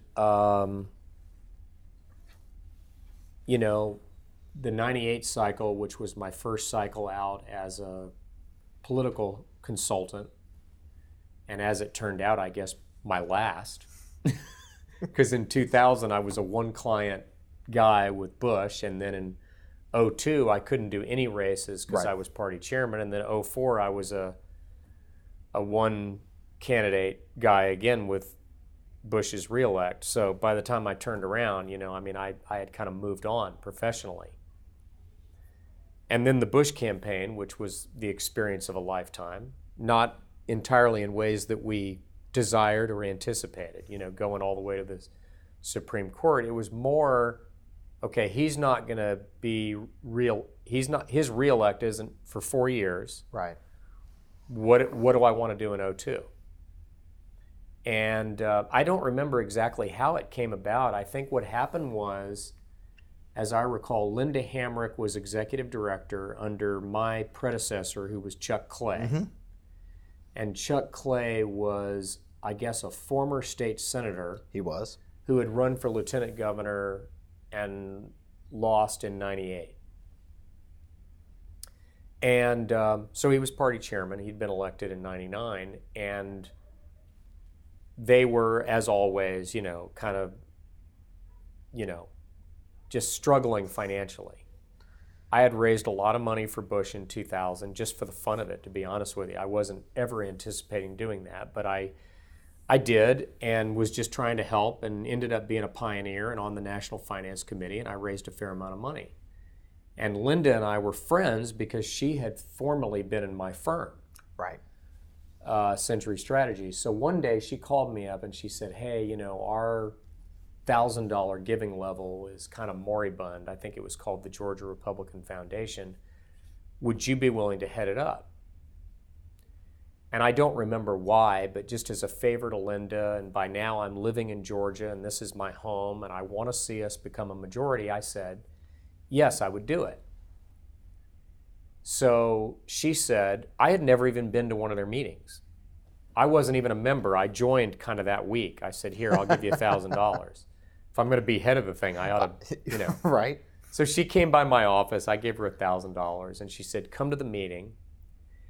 It's going to be at the Buckhead, one of these lunch clubs in Atlanta. And I went.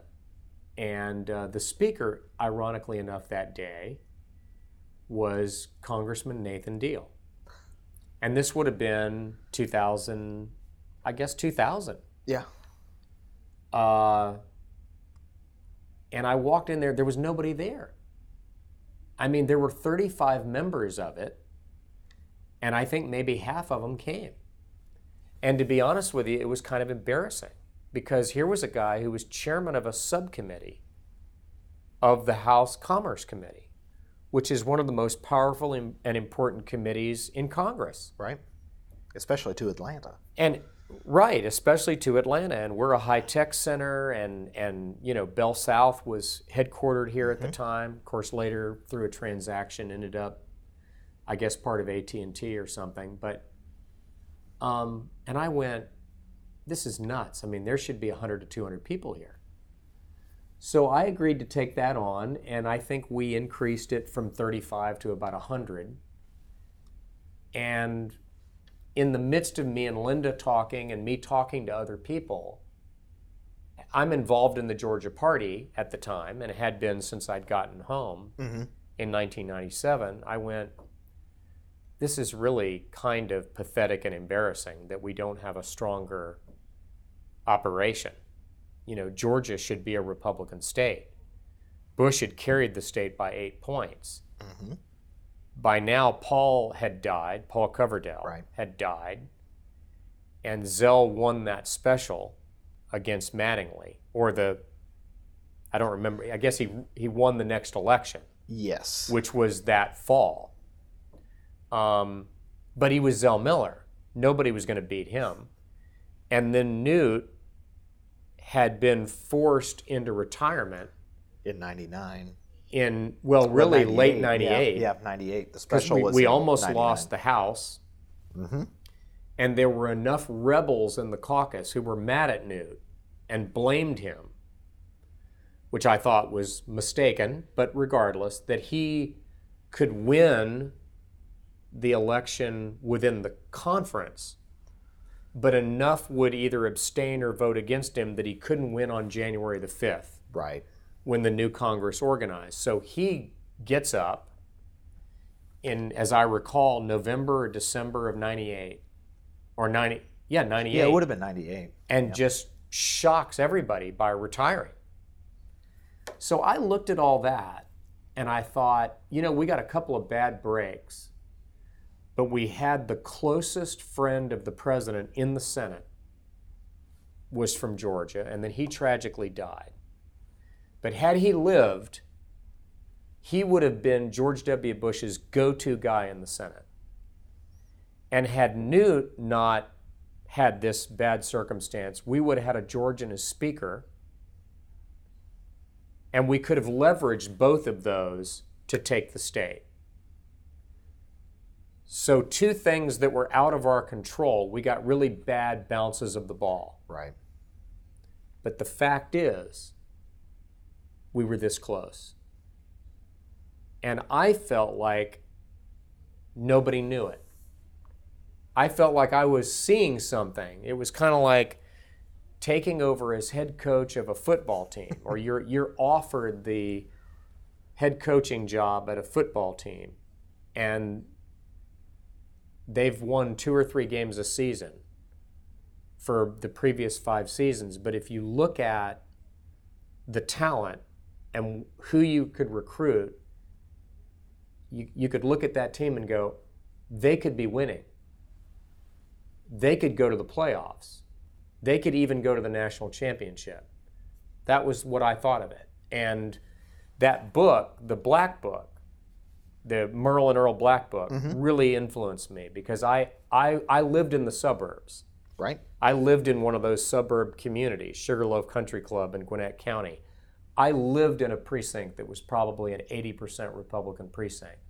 I knew that was Forsyth, it was Fayette, it was Henry County, it was parts of Gwinnett. And then you started to go beyond that, Cherokee, increasingly Lumpkin. And I was looking around and going, it's right there. We're on the 10-yard line. All we need is a running back and a quarterback and maybe a couple of changes on the offensive line, and we can punch this thing right in. And I also knew that we had something else that I had intimate familiarity with. We had the Bush White House and the Bush political operation, and Karl Rove was a personal friend of mine and somebody that I sort of indirectly reported to. And I knew how smart he was, and I knew how smart the president was. And so I kind of looked at it and I went, well, I probably don't want to work on a lot of races in 2002, and fly all over the country. I want to help Bush. What's the best thing that I can do to help Bush get this Senate seat? And while I'm at it, let's flip the state. So how much, you just mentioned that you were close with Karl Rove, the Bush White House, Bush political operation. How much coordination was there in supporting Saxby Chambliss over, because there was a primary. Yeah, over Bob Irvin. With Bob Irvin. Was it decided at the Bush White House level that it was going to be Saxby Chambliss and that Saxby would have the resources? Yeah, I mean, I don't want to particularize it just to the White House, but I would say it was decided in Washington at the national level. Okay. So RNC, NRSC, I can't remember who the chairman of the NRSC was that cycle. I can't believe I don't remember that. But I want to say the executive director was an old college Republican friend of mine. I think it was Jay Timmons. And he and I had been friends. We were college Republicans together. And then Jack Oliver was at the RNC. Jim Gilmore was the RNC chairman at that time. Jim was a friend. Jack was a longtime friend. And they wanted that Senate seat. And at the party level, meaning the Georgia Republican Party level, we were neutral. And I know Bob didn't think that and had an issue with us, because he knew that I was close to the Bush people. But the fact is, the call they made was not my call to make, and I didn't make the call. That was the call by the National Party and by the White House political operation, and they looked at it and went, Saxby's a stronger candidate. The Georgia Republican Party remained neutral all through the primary. Right. And didn't take sides. And in fact, I was called, I think by Jay, I'm doing this from memory, so I hope I've got it right. But somebody from the NRSC called me. They were getting ready to go up on the air in Georgia on television on behalf of Saxby, or maybe anti-Cleland. And they needed the national committee man, the committee woman, and the state party chairman to all sign some authorization that Saxby was the guy. And that if you did that, somehow or another they qualified for the party rate to buy the media. And it saved you a lot of money. And the NRSC contacted me, and I can't remember if the other two, the committee man and committee woman, had already signed off.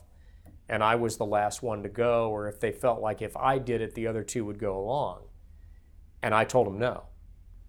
And I knew that would get back to the White House, and I didn't care. I said, look, I made a commitment when I ran for party chairman that I would remain neutral in primaries and that the Georgia Republican Party would be neutral. And I said, and I can't violate that pledge, and I won't break it, and I can't do it. You know, basically I said, look, I'm really sorry, I'd love to, but I made a promise and I can't break it. Right, right. And, you know, Bob, I think, felt, I don't want to put words in his mouth, but I think he felt like everybody was kind of lined up against him, and I think he felt I was part of that. And you know what? That's part of being party chairman. You know, that was not the only primary, but where somebody felt like I was putting a thumb on a scale. And part of a much longer tradition of yeah, but I didn't. Hard feelings. And to be honest with you, I really didn't feel that it was, I didn't feel that it would help if I did, because all it would do is create a lot of hurt feelings. Right. And I felt like if Saxby couldn't win that primary, he wasn't going to win the general anyway. well, that gets me to my next question. You know, we've spent some time talking about Earl and Merle Black's book, the moderate suburban swing vote. Yeah. Is it somewhat ironic that the candidates that carried the day were from Bonaire, Georgia, and Moultrie, Georgia, which are several hundred miles south of Atlanta and the suburbs? It definitely was. How important do you think it was that the face of the Republican Party statewide was not Metro Atlanta? I think wasn't Buckhead. I think it was really healthy and Cobb good. County. I think it was really healthy and good for the party, for the people who lived outside Metro Atlanta to feel like 20 people didn't get together in a boardroom in Buckhead and decide who the nominee was going to be. Now, having said that, we should be abundantly clear that although Saxby and Sonny were from outside Metro Atlanta, they were both supported by the establishment of the party. Mm-hmm. And my approach as party chairman was not either or, it was yes and. I wanted both. Mm-hmm. And Sonny, I'd say, was probably viewed by the grassroots much more as a social conservative. He was somebody for whom his faith was clearly the most important thing in his life. He said so unapologetically. It was as natural to him as breathing the air or drinking the water. And it just came out of him. You know, and people saw that, you know, and he was probably the most explicitly religious statewide candidate I can think of in my career in Georgia Republican Party politics. Not to take anything away from anybody else in terms of their personal faith. Right. I'm saying explicitly and openly. And probably the most in my career, other than Joe Frank Harris, in either party. And that really resonated. I mean, outside of Metro Atlanta, but also in the suburbs among those faith-based voters, he really had an appeal. And I think that helped. And my recollection on Saxby, you know, keep in mind, I was party chairman, so I didn't run either of their campaigns. They had campaign teams that did that. I stuck to my knitting, which was to run our ground game and raise our money and do what we had to do in terms of voter registration, get out the vote, our victory program, our absentee ballot program. I mean, we had certain things we had to do. The nuts and bolts. That were in the millions of dollars that we had to do. So I was focused on that. But my recollection is that Saxby, who was a client of Public Opinion Strategies, which was a firm that I had a lot of familiarity with. My pollster there was Glenn Bolger, but I think Saxby's was Gene Ohm.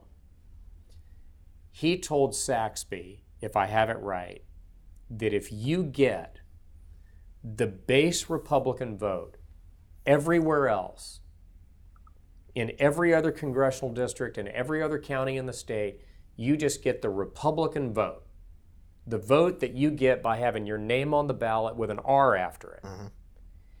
And you get, in addition to that, the average of the vote that you've gotten in your congressional district during your congressional career, you win. So think of Georgia as, at that point, after the 01 reapportionment, 13 congressional districts. And you spread cake icing evenly across 12 of those 13 districts, and that's the Republican vote. And then you slather on more icing in Saxby's district because he's going to overperform there. Right. Game, set, match, he wins. And on the weekend before the election, when we were doing the fly around with Sonny and our statewide candidates, Saxby was on a bus tour in his district. You know, down in the old 8th. Yeah, kind of putting a B-12 shot into those counties and hitting all the key towns and population centers. So, you know, again, we looked at it and we just thought, you know what? I mean, the president's job approval was 72%. Right. And I told Saxby and Sonny, the president was here on the Saturday before the election. He came to Cobb County and did an event with both of them and Phil Gingrey. And then we got on Air Force One and flew down to Savannah. And he did an event at the Savannah airport with Saxby and Sonny and Max Burns. And we were in the holding room waiting to go out for the second rally. And I remember it was a little tiny holding room. It was a hotel room, and they had taken the beds and moved them out. So there was really nowhere to sit, and we're just sitting there in this hotel room with a couple of chairs, a TV set, and no beds. And just talking, waiting to be told to go out on stage. And I said, when you guys wake up tomorrow morning, you're both going to be ahead. And it's all going to be a question of whether or not we can hold the lead between Sunday morning and Tuesday at 7 p.m. And that's what I thought. Do you think there's some debate about Saxby Chambliss very much won that election from Cleveland? How much of Sonny Perdue's victory was sort of like Herman Talmadge 20 years before? Was it an anti-Roy Barnes? Was it just the confluence of a strong president, strong candidate, and a weak incumbent? I think is it that was sort of the analysis. I think it was all of the above. You know, I said earlier, I think we had great candidates, and I think we did. Look, that was clearly the strongest. It's nothing compared to what we have now, but that was the strongest statewide ticket we had ever had. And we had some good ones. I mean, we'd had Johnny and Guy Milner. It wasn't like we had never had strong candidates. You know, in any other state other than Georgia and against any other candidate other than Zell, Guy Milner would have won in '94 and been the first Republican governor. No doubt about it. And then he came heartbreakingly close in '96. So we had a lot of close calls. But I think it was strong candidates, really good candidates, a strong grassroots organization, strong party organization doing its job, a very popular president, and I think a Democratic governor who was a very smart guy, very smart. But in my opinion, I don't know him well. You know, he was not somebody that was a friend of mine. But based on what I heard from people who were friends of his, had become maybe a little arrogant, dismissive of other people's views, and just wasn't paying enough attention as to how things could blow back on him. And I know that their narrative is it was the flag, and I get that. It was a factor. Right. It was a factor. We did a poll at the Georgia Republican Party and threw a question on there just to test it.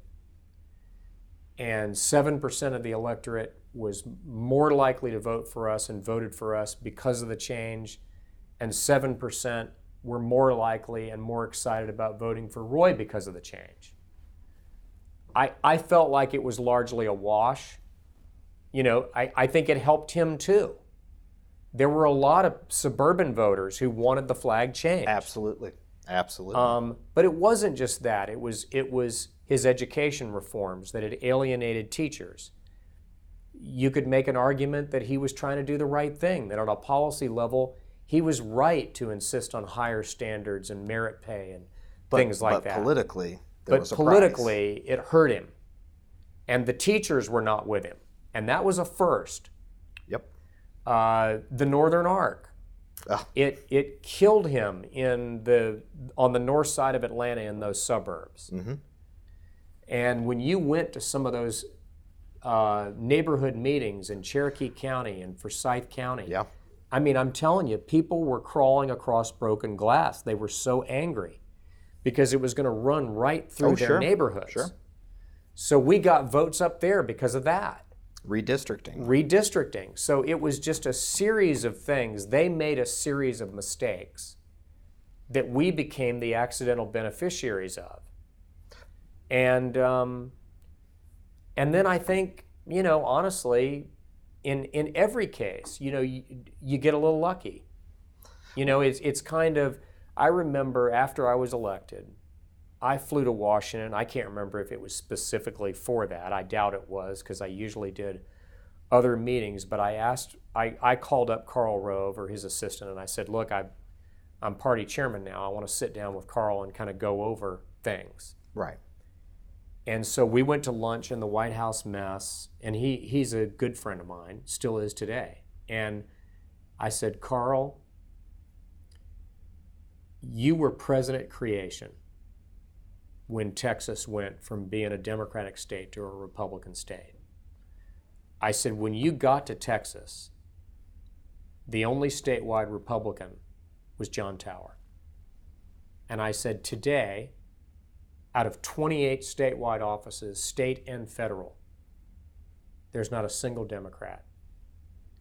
And I said, and what I want to know is how did you do it? Because that's what I want to do in Georgia.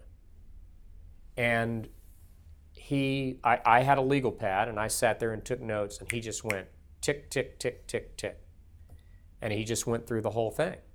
And he said, keep in mind, this meeting would have been 17 years ago, so I'm doing it from memory, but I remember he said, the quality of the candidates has to be better. He said, look, I had Bill Clements, and you guys didn't. And he said, and that matters. He was a self-funder. He was willing to write a big check, but he didn't alienate the grassroots. He wasn't gaffe-prone. He didn't say or do stupid things. And he knew the three things he was going to do as governor. He had, and he stuck to that message. Right. He didn't get pulled off it. He Simple and consistent. You got to have those kind of candidates. So you got to raise the candidate quality. Secondly, money. You've got to raise a lot more money because money's how you run the ground game, the victory program. It's the mail, the phones, the door knockers. It's everything you do. And he goes, and not just the state party. He said, but your main suburban parties have to have more money. And then the third thing he told me was, don't be afraid of muscular, knockdown, drag-out primaries. He goes, that is not a sign of failure. It's a sign of success. And he said, and the reason why is because any vote you get in a primary is a vote you're going to get in the general. If I show up in a Republican primary and I vote for one of your candidates, even if my candidate lost, I'm probably going to vote in the general election, and I'm probably not going to vote for the Democrat. He said, so having lots of people run, even when they're beating each other's brains out, is not a bad thing.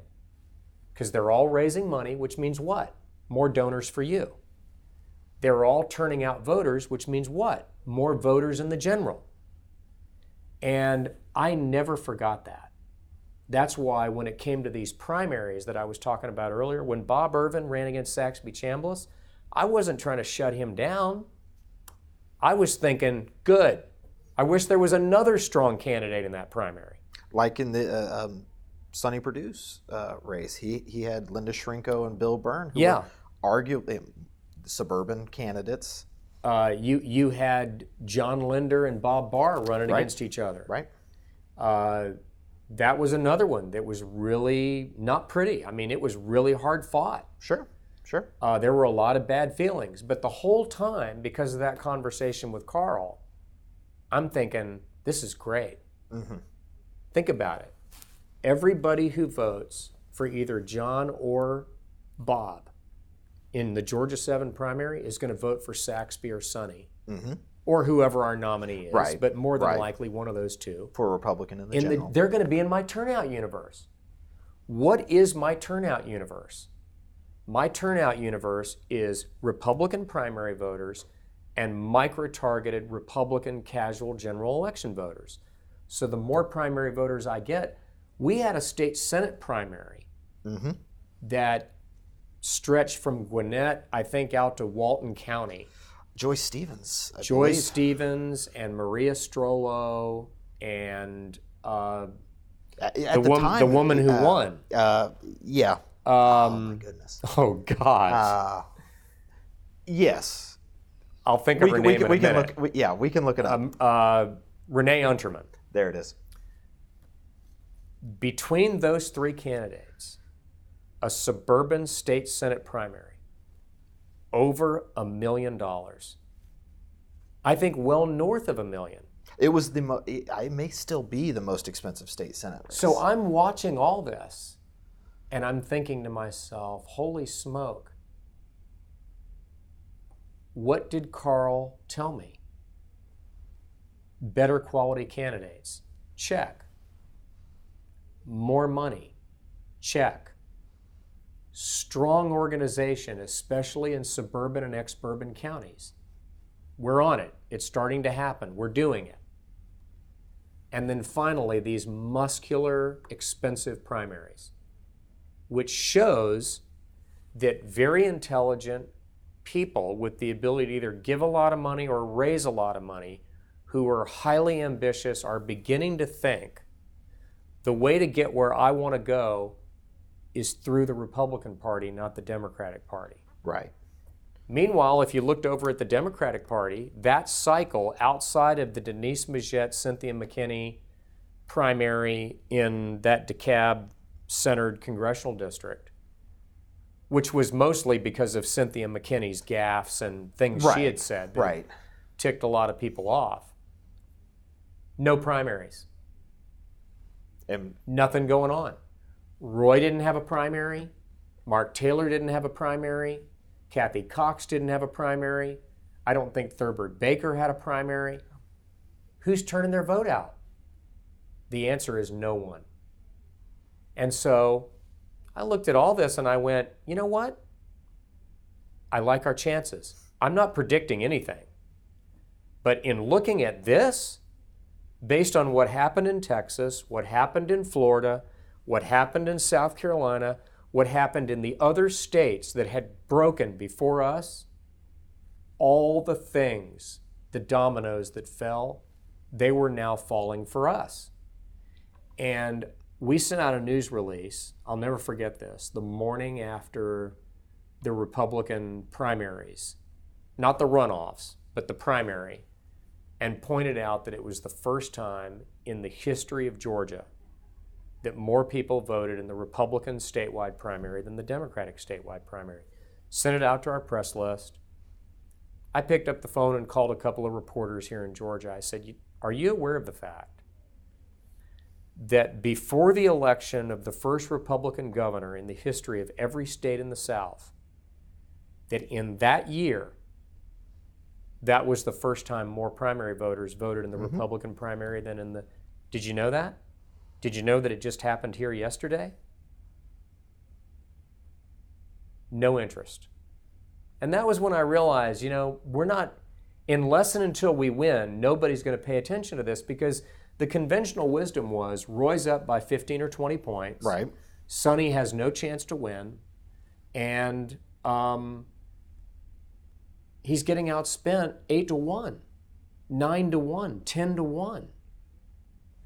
There's no way he can win. So we were looking at certain facts and going, hey, Here's the other thing that I haven't mentioned. My partner, Tim Phillips, at that time, was assisting the Republican State Senate caucus in its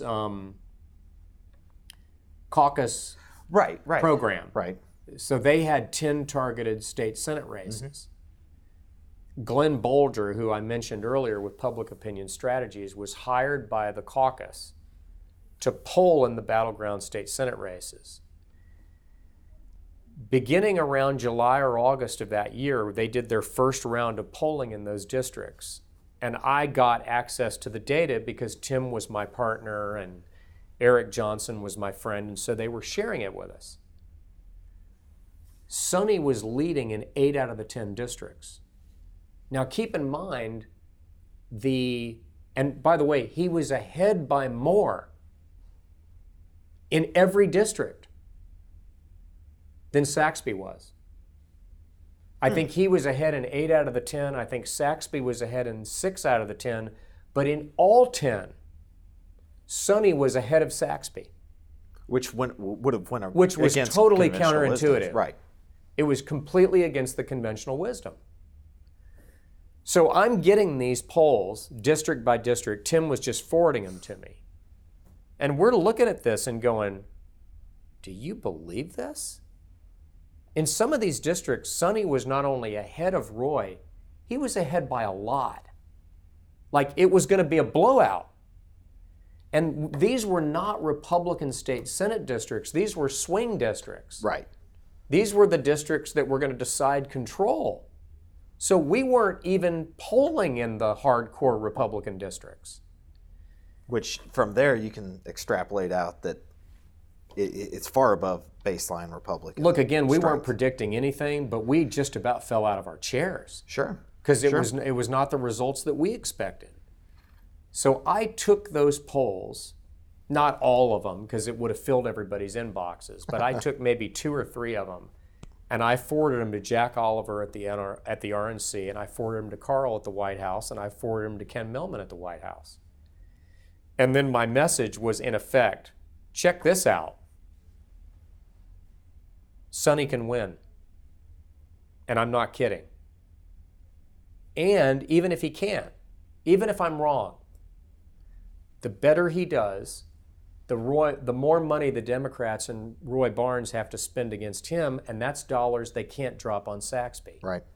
So even if I'm wrong, even if the poll's wrong, let's get Sonny as viable as we can, because if there's 2 targets rather than 1, then they can't train all their fire on the Senate candidate. Right. We spread the field.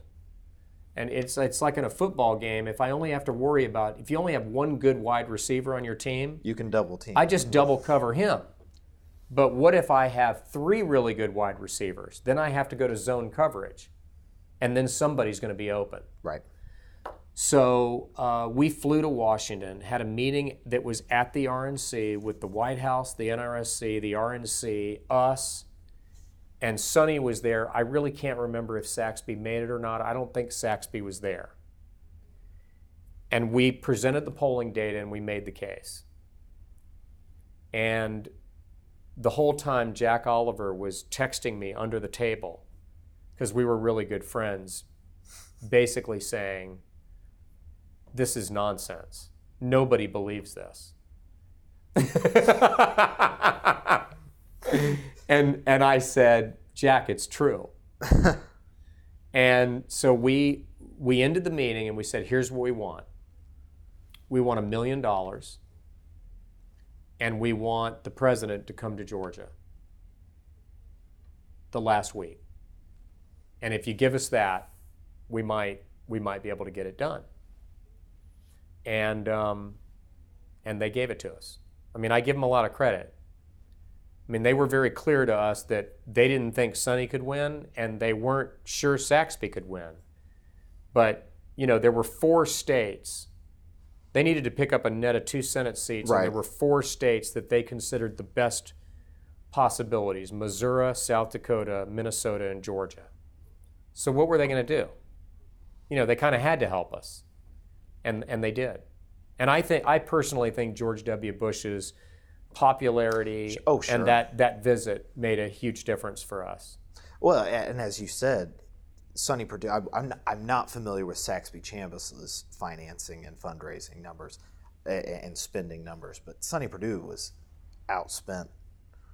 You said 8-10 to 1. It could have been more than that. Yeah, my recollection is roughly $25 million to $3 million, but it could have been more than that.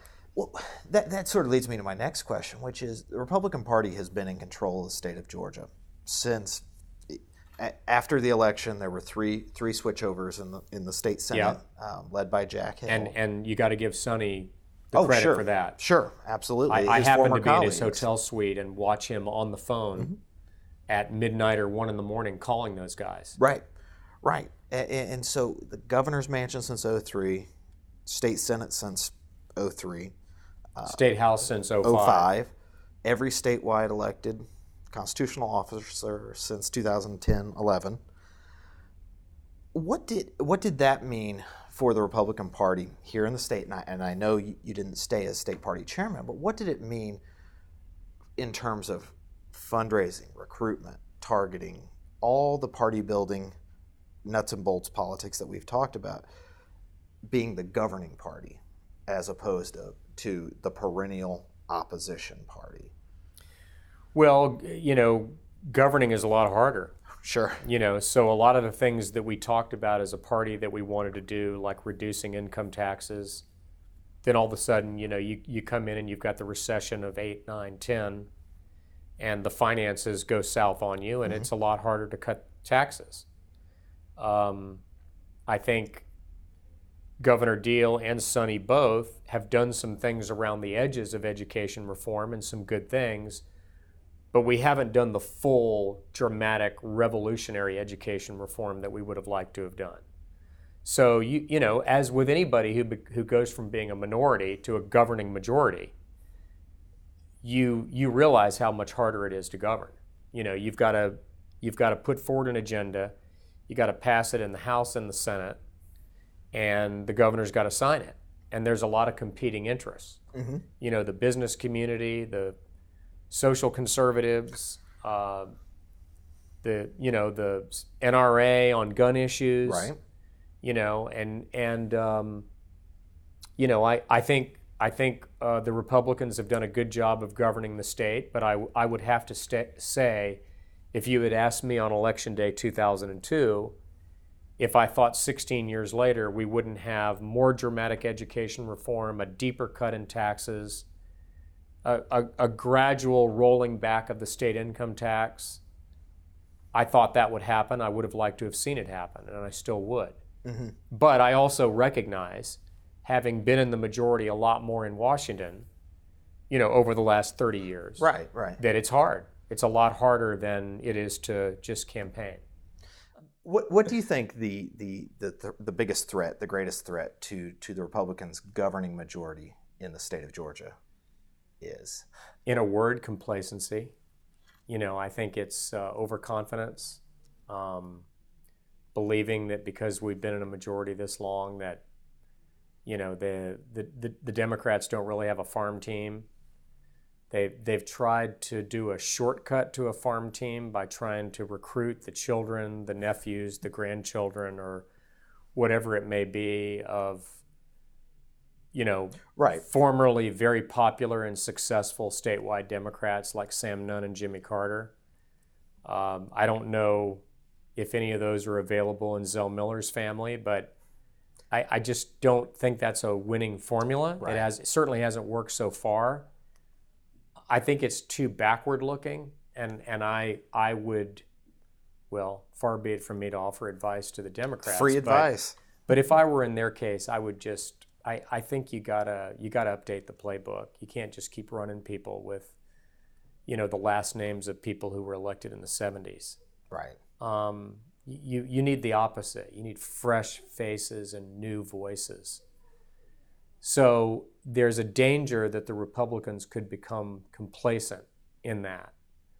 I think that's a big mistake. And I would say the other risk is related, which is to become so risk averse politically that you become timid on policy. And I think that politics follows policy.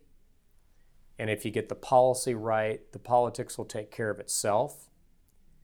And I think when it comes to things like dramatic and revolutionary, game-changing transportation reform, education reform, tax cuts, budget reforms, think about what Nathan Deal has done in the area of prison reform and criminal justice reform. Right. I think that's a political winner. I think it actually helps you with minority voters and suburban moderate voters without alienating rank and file Republican voters. But those politics followed the good policy. You know, Governor Deal didn't sit in a room and ask himself, how can I make this work for me politically? He asked himself, what can I do to provide effective, compassionate, and redemptive alternatives to traditional incarceration, which is not only very expensive, so it's a drain on the state fiscally, but even more importantly, it doesn't work. Because if it does work, we're going to be more than happy to spend the money to keep our communities safe. Right. But all the data shows it doesn't work. And what I'm suggesting is that the Republicans need to do that in major policy areas that are of concern to the citizens of Georgia: healthcare, education, transportation, jobs, taxes. These are the things that you hear over and over again, you know. And Dan Carter, who was my dissertation director at Emory University, told me, in my recollection, he told me something one time I never forgot. I had already gone off and found a dissertation topic that I was excited about, but he said, you know, somebody should do a dissertation at some point on Southern politics and how whichever party did a better job of talking about good schools and good roads won. And whoever wasn't identified as the party of good schools and good roads lost. And so, you know, I think that kind of policy development, be bold, be conservative, and go big. You know, not in a foolish or reckless way, but Florida doesn't have an income tax. Tennessee doesn't have an income tax. Texas doesn't have an income tax. South Carolina and Alabama have much lower income taxes than us. I think certainly Florida has a more innovative transportation mix than we do, with turnpikes and tollways and things of that nature. These are some of the things I'd like to see the Republicans do. And I think if we rest on our laurels and we just sort of play four corners as Dean Smith used to before the shot clock, I think eventually you're going to lose your majority. Well, last question. You've allowed me to monopolize most of your afternoon, which I appreciate. Donald Trump. Yeah. Is he a transformational figure in Republican or American politics the way a Ronald Reagan was or a way FDR was? Is he going to remake the Republican Party in the way Reagan did with Republicans and FDR did with the Democratic Party? I think the short answer is we don't know yet. Sure. You know, this interview is being conducted as he's been in office for about a year and 2 weeks. Right. So it's a little early to know. I don't think there would have been any way to know about Andrew Jackson or Lincoln or FDR or Reagan after 1 year. Right. But I've been doing this a long time, and I have seen a lot of politicians at the national and the state level, not only in Georgia, but all over the country. And when I went to my first Trump rally in late February, early March, I can't nail the exact date, but it was the Monday before Super Tuesday in 2016. So probably first day of March, last day of February, right in there. It was at Valdosta State University, which I've been to many times. And I've campaigned throughout South Georgia for other people and myself. And, I know the state.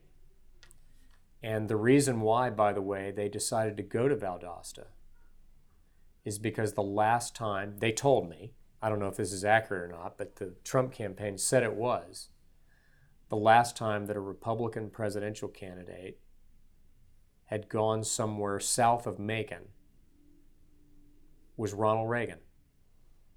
I would believe that. And they said he went to Valdosta.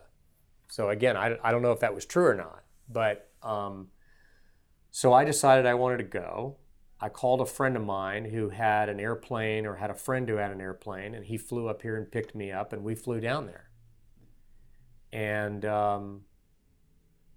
I can tell you honestly, in my entire career, I've never seen anything like what I saw that day. Never. I got to the basketball arena, and this was probably an hour or two before maybe an hour, 90 minutes before the rally actually started. And it turned out that a guy who had worked for me, who was then running the Trump campaign, he was a friend of mine and a former employee, and so I called him on his cell phone, and he came out and met me and walked us in, and we got a chance to interact with Trump and with his team and everything. And then they took us to a section of the arena that, for lack of a better term, there were some VIPs and locally elected officials there. And coincidentally, the acting president was a friend of mine who had served in the state Senate when I was party chairman, named Cecil Staten. Yeah. Cecil was from Macon. He had lost in the primary to Phil Gingrey in 2002. Great guy, successful businessman. He was acting president. And I said, Cecil, first of all, I didn't know he was the president of Valdosta State, so I was very surprised to see him there. And, we kind of caught up. I said, Cecil, Right. I said, this place is packed to the gills. I mean, they're hanging from the rafters here, and it doesn't start for another 45 minutes. How many does this arena hold? And he said, well, it's between 7,000 and 8,000, and it's been full for 2 hours. And he said, and according to security, the line outside trying to get in has 20,000 people in it. And I knew right then that Donald Trump was going to be the Republican nominee. Now, he had already won, I think, South Carolina and Sure. New Hampshire at that point. So, I mean, this was not rocket science. But I know Georgia, and I know the grassroots of the Republican Party. I had never seen a crowd like that for any candidate for president other than Barack Obama in my lifetime. And I don't think you predict the outcome of elections based on crowd size, but still, the population of that county was roughly 50,000. Right. Lowndes County is not. Yeah.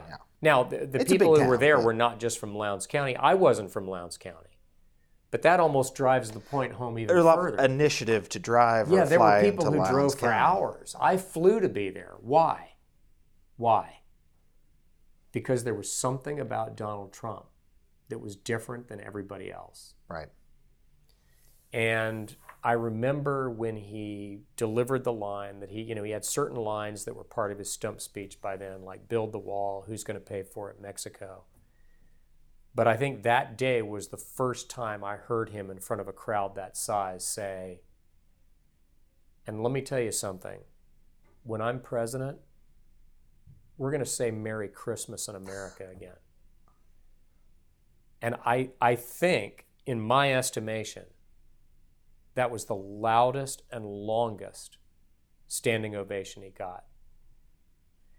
And, I give him all the credit in the world. I had seen a lot. I've worked on 10 presidential campaigns.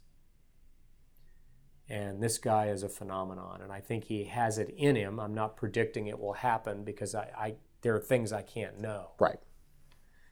but he has it in him to be a transformational and historical figure.